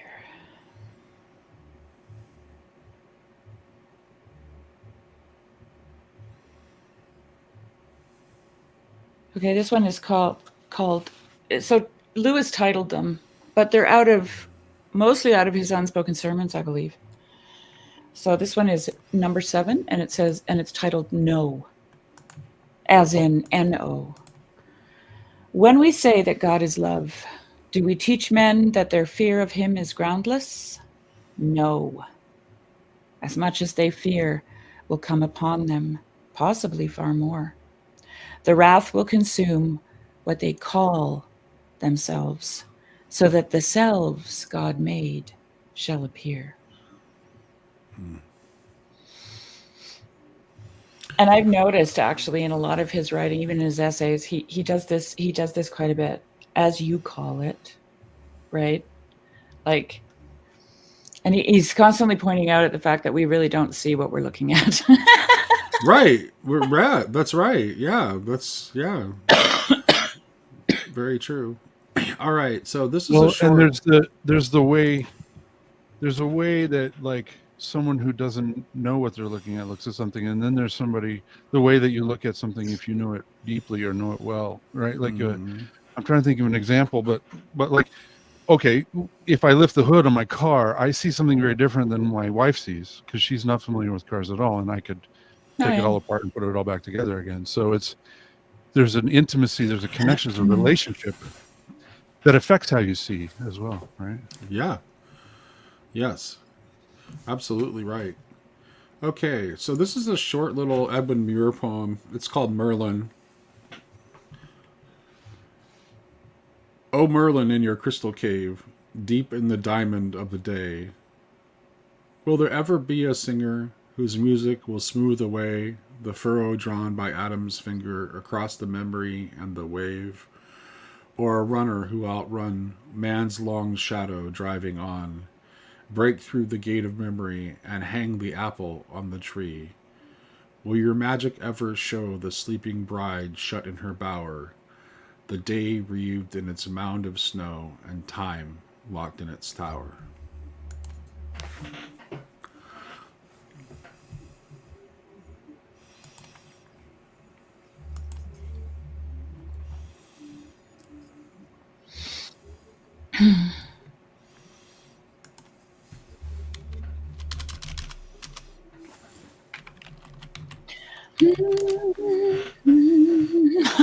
Diana Ross just yelled it out up there.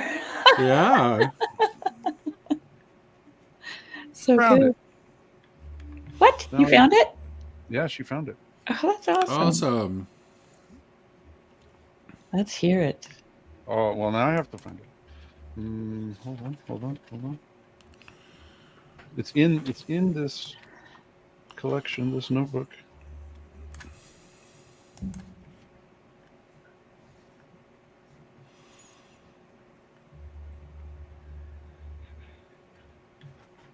Come on, I hope it is here. I don't know where it would be if it's not here. While you're looking, I'll read another That would be great. Edwin Muir poem. This one is called The Horses.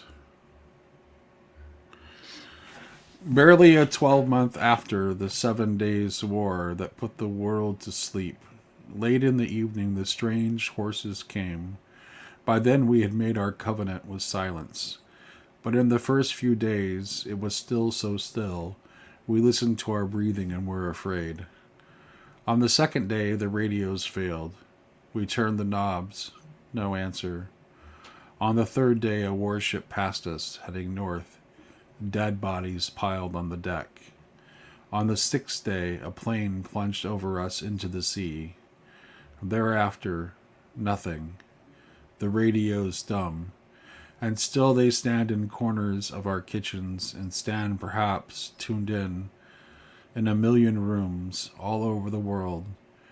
But now, if they should speak, if on a sudden they should speak again, if on the stroke of noon a voice should speak, I would not listen. We would not let it bring the old bad world that swallowed its children quick at one great gulp. We would not have it again. Sometimes we think of the nations lying asleep, curled blindly in impenetrable sorrow, and then the thought confounds us with its strangeness.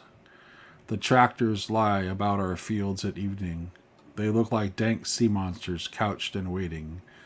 We leave them where they are and let them rust. They'll molder away and be like other loam. We make our oxen drag our rusty plows, long laid aside. We have gone back far past our father's land. And then, that evening, late in summer, the strange horses came. We heard a distant tapping on the road, a deepening drumming. It stopped, went on again, and the corner changed to hollow thunder. We saw the heads, like a wild wave charging, and were afraid. We had sold our horses in our father's time to buy new tractors, and now they were strange to us, as fabulous steeds set in the ancient shield or illustrations in a book of knights. We did not dare go near them, yet they waited, stubborn and shy, as if they had been sent by an old command to find our whereabouts and our long-lost archaic companionship. And the first moment we had never a thought that they were creatures to be owned and used. Among them were some half-dozen colts dropped in some wilderness in the broken world, yet as if they had come from their own Eden. Since then they have pulled our plows and borne our loads, but that free servitude can still pierce our hearts. Our life is changed, their coming, our beginning.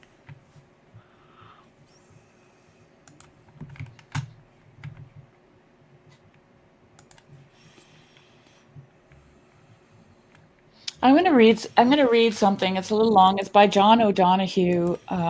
If anybody gets a chance to read anything by John O'Donohue, he's just like, and he's Irish, so when he reads, he's got a book called Beauty that's really great on Audible, and I just think these things have to be heard and not read. And he reads it. And he reads it with his beautiful Irish lilt. So if you can try to imagine John O'Donohue's lilt here. I'm going to read this. Beauty shines with the light from beyond itself. And love is the name of that light. And beauty is attractive because it has at its heart some profound equanimity. It's not just the preserve of special elite luxury moments, but beauty is also close to the fractured side of experience. Beauty dwells in the palace of broken tenderness, and no life is without its broken, empty spaces. In Ireland, we have often, in different villages or country areas, the phenomenon of the haunted house. And the haunted house would be a house in which some room has a presence from another world in it. And it's a kind of timeless room. I'm getting into my Irish accent, okay? So bear with me. That all through the years, that the strain of this otherworldliness still continues to preside and dominate there. And sometimes in the heart, there is often a haunted room too, where old loss gathers together and has that timeless strain of something bearing in on the life. And every life is framed by loss. And pathos awakens in the presence of loss and the presence of grief. And I always think that one of the moments of huge pathos is when somebody you love dies. And when you have to come then sometime after their death and take their things and gather up all their different belongings. And suddenly you see their clothes and different objects they have. And you know they'll never wear them again. There's a huge kind of pathos in that. And pathos is, I suppose, the enduring witness to where our hearts have dwelt. If you love somebody and you're together in a beautiful place and then the relationship breaks up and then you're back alone again in that beautiful place, that's the experience of pathos. The beauty of the place will never be the same to you again because of the first way you shared it, in the excitement of love, and now that that has vanished, there's some kind of lonesomeness, some kind of trace of past intimacy left from what has now become broken. And I suppose the great force in life which creates most pathos is death. And death is one of the amazing experiences in the world, one of the amazing events and realities. And usually we think of the grief and pathos of death in relation to those who are left behind when the person departs. Quote, "You know you're only grieving for yourself," unquote. But yet that is to be blind. To say that is to be blind to the loss and to the pathos that must also be there for the person who is dying. Because for the dying one, this is the first time that they're about to suffer the loss of the world. And when I think of my own death, I think one of the things that I will really find hard and miss immensely is the world. Because I love the world so much. I think it's such a privilege to be here. Such an amazing, enthralling privilege and adventure, and to think that you're letting that slip away from you. You know, everything that happened to you during this life all happened to you in this world, and there was no other destination, no other place to go. You had good times, times of great brightening in your life. You had times of shadow and times of darkening, and everything that happened to you, you could always rest assured of the faithfulness of the world around you. You see, the amazing thing is that most of us don't actually realize how here we are. That we are completely here, you know. That the world is our home, if you like. And we never render that insight explicit, but it must be an amazing thing to be coming into the final time and moment of your own departing and dying.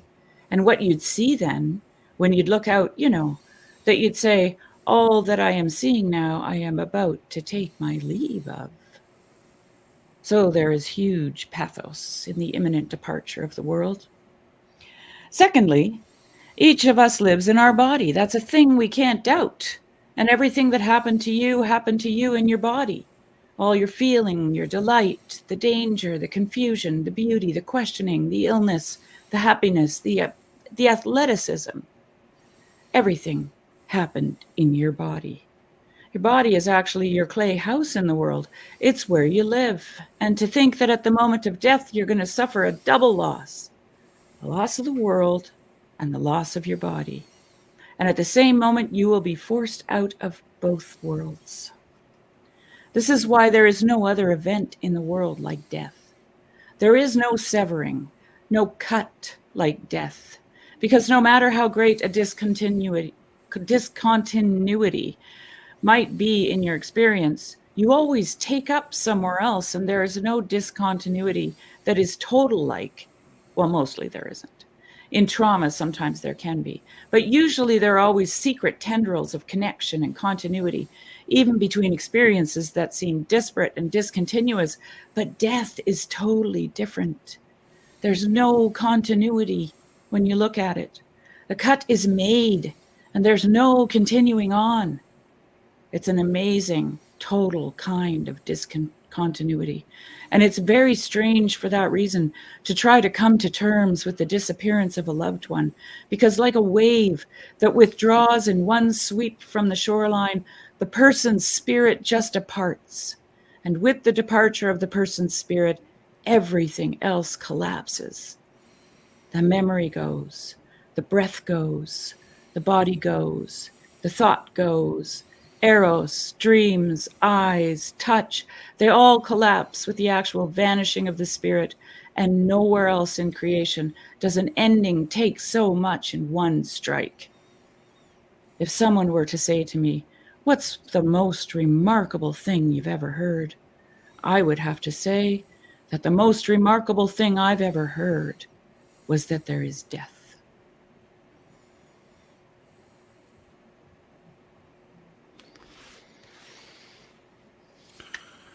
Jeremy, did you find it yet? It is hidden from me. So I'm sorry. I've been stringing you guys along this whole time. Oh, it's okay. I'll give you. Okay. Well, keep looking. Let's see if you can find it. In the meantime, since you brought up Irish, I'm gonna read a Yeats poem. Yay! My favorite. Yes. The Stolen Child. Here while I'm looking. Where dips the rocky highland of Sleuth Wood in the lake, there lies a leafy island where flapping herons wake. The drowsy water rats, there they've hid our fairy vats, full of berries and of reddest stolen cherries.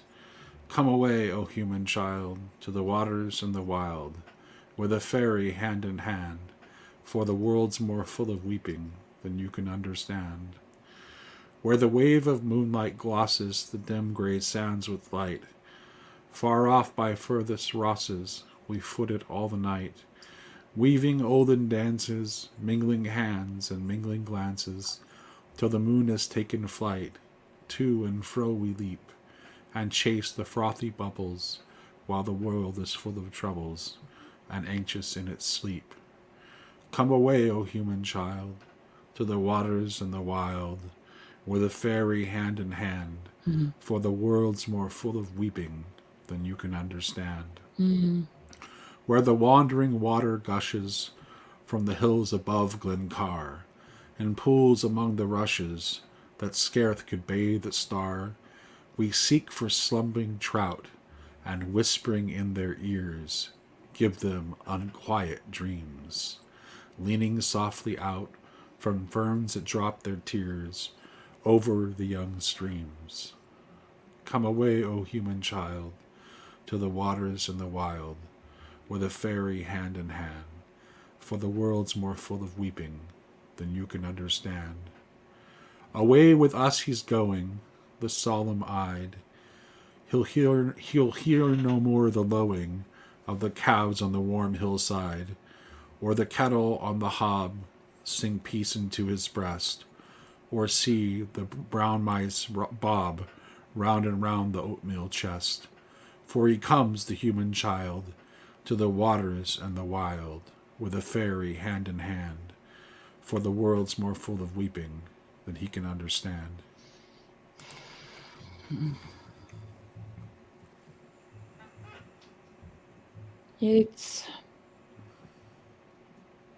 I'm going to read you my Wittgenstein page in my notes. Okay. An honest religious thinker is like a tightrope walker. He almost looks as though he were walking on nothing but air. His support is the slenderest imaginable, and yet it really is possible to walk on it.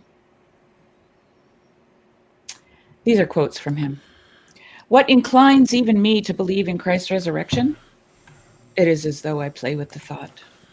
If he did not rise from the dead, then he decomposed in the grave like any other man. He is dead and decomposed.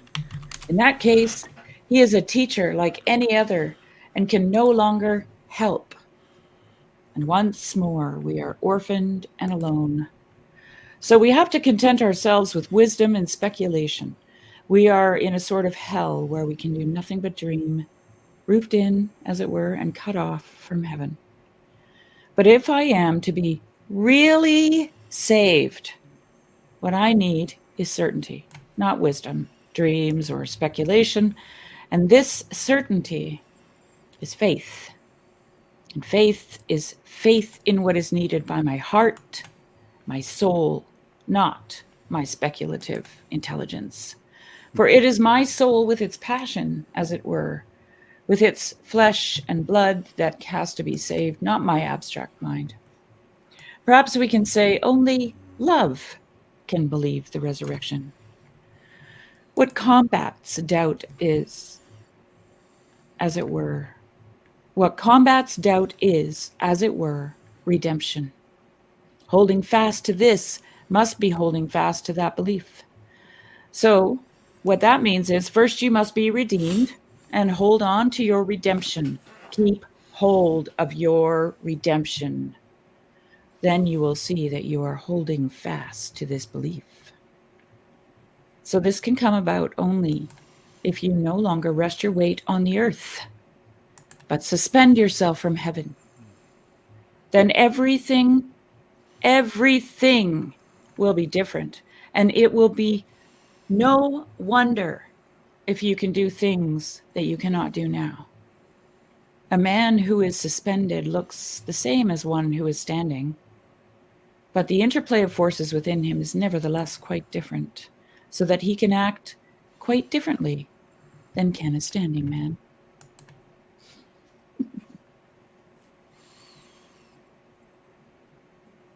All right. Let's see here.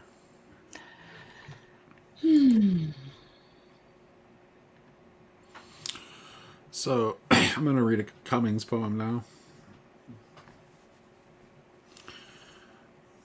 All in green went my love riding by E. E. Cummings. Oh, nice. All in green went my love riding on a great horse of gold into the silver dawn. 4 lean hounds crouched low and smiling, the merry deer ran before. Fleeter than the dappled dreams, the swift, sweet deer, the red, rare deer, the 4 red roebuck at a white water, the cruel bugle sang before. Horn at hip went my love riding the echo down into the silver dawn. 4 lean hounds crouched low and smiling, the level meadows ran before. Softer than the slippered sleep, than the lean lithe deer, the fleet flown deer, 4 fleet does a gold valley, the famished arrow sang before. Bow at belt went my love riding the mountain down into the silver dawn. 4 lean hounds crouched low and smiling, the sheer peaks ran before. Paler than daunting death, the sleek slim deer, the tall tense deer. 4 tall stags at a green mountain, the lucky hunter sang before. All in green went my love riding on a great horse of gold into the silver dawn. 4 lean hounds crouched low and smiling, my heart fell dead before. Nate, who is that again?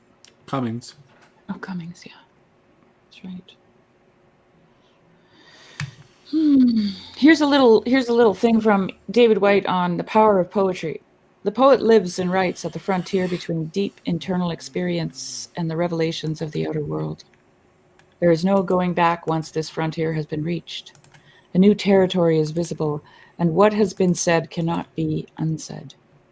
Poetry is a break for freedom. In a sense, all poems are good. All poems are an emblem of courage and the attempt to say the unsayable. But only a few are able to speak to something universal, yet personal and distinct at the same time. To create a door through which others can walk into what previously seemed unobtainable realms in the passage of a few short lines. David Whyte. That's good. Yeah.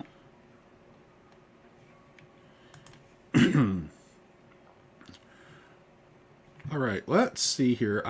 Let's go ahead and return to Malcolm here. Nate, I'm going to call you my husband's name. Good Lord. What is your mom talking about here? I'm also supposed to remind you about reading Sherry's thing from the guy's Substack link. Oh, that's actually, I think that was Slack talking about that. Oh, I see. Okay. Yeah. You're apparently. I think I read that Cathedrals, if that's what you're talking about.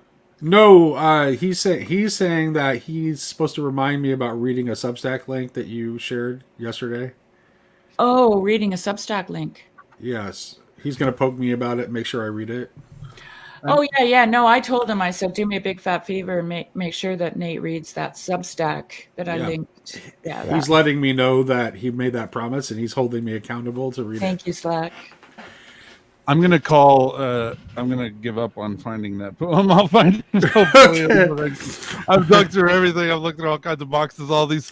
Maybe next time. Flooding me and oh boy. So the next. Let's go ahead. Like the next poetry stream is going to be. Let me look at the calendar here. It's going to be April 6th, Saturday, April 6th. Okay. And all of the Saturdays in April will be poetry streams. So we'll have 4 consecutive Saturday live streams. Ooh, we're doing a whole poetry month? Wow. We're doing, because April is National Poetry Month. And I've committed to writing a poem a day for the month of April with my sister. And Liz is going to come on with us during the April streams too, Oh, at least some cool. of them. So Cool. we'll have Liz on. Maybe I should I'm gonna go try to get Michael to come on too. Why don't we just do a poetry challenge? Home a day for everybody. Yeah, let's actually invite everybody watching this. Anybody, there are 57 people watching this stream right now. We would invite you all to do the Poem a Day challenge for April. It's on the. If you look it up, you can find it on the internet. There's lots of good sites that will give you prompts to kind of get the gears turning. Speaking of which, I'll share a poem that I wrote for Poetry Month based on a prompt some time ago. This one is called Cookie Woman. Let me find it.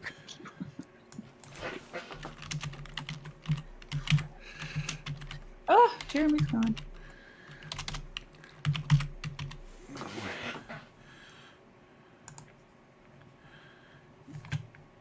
Oh, did we lose him?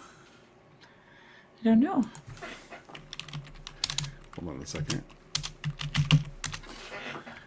Where is it at?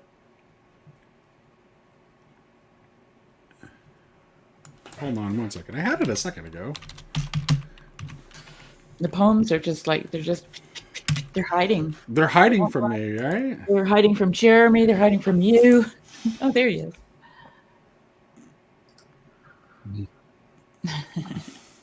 I know, right? It feels like the cursed treasure story from Joseph Smith's time, where I have I have my poetry. I've always carried it like this Okay, here we go. everywhere I've gone. I found it. Okay. All right. So this is, I think, if I'm recalling, oh, that's not it. That's not in that group. I thought it was in that group. The poem you wrote, Nate? Yeah, it's one of mine. Yeah, from a prompt you said, right? Oh, here it is. I found it. Okay. Yeah, this was written during National Poetry Month some time ago from a prompt. I think that had the prompt had something to do with a fortune cookie. Like, so it's based there was to write a poem that had something to do with the fortune cookie. So this is my poem that I wrote for that prompt during a poetry month some time ago. It's called Cookie Woman. Master of human life, full of good sense, magnetic in her bearing, able to face facts with dignity, true and sincere friend, young, gifted, attractive in new clothes. The nightlife is hers. Her smile makes you feel good. Together, you'll find a bushel of money in bed. Luke Johnston was telling me that one time he got a fortune cookie and he saved it. He said he had it in his treasure box. And it said, if you have to be a worm, try to be a glowworm. I've never seen that one. That's what I told him. I've never seen that one. I've never seen that And then, one. meanwhile, he's telling me this, and he's always, when we do our live streams, he's always down in his basement where he's got all his seedlings going, and he's got these grow lights, right? And he's wearing like a green hat and a purple hoodie, and he's got these glow lights, and I'm just like, grow lights, and I'm like, you are a glower. So cute. That's hilarious. If you have to be a worm, try to be a glowworm. So yeah, Poetry Month. Next month, we'll be streaming poetry the whole time. Write poems. Come and join us. Share your poems. It'll be a blast. But does anybody want to close out this stream with anyone got a good closer poem? Closer or hoser?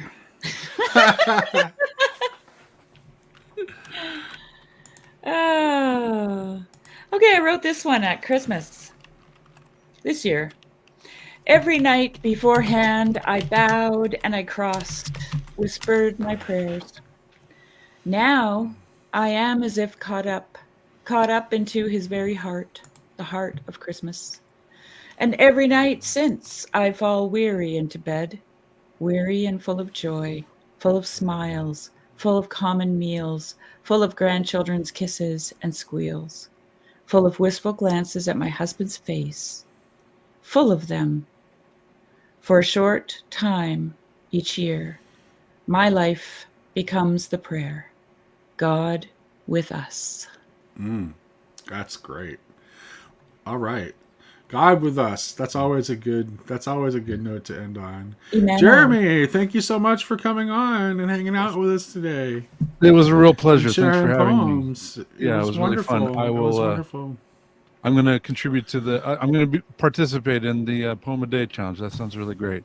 Sounds really Awesome. great. Jeremy, I've are you written part of poetry for a our long time, so. are you part of our Discord?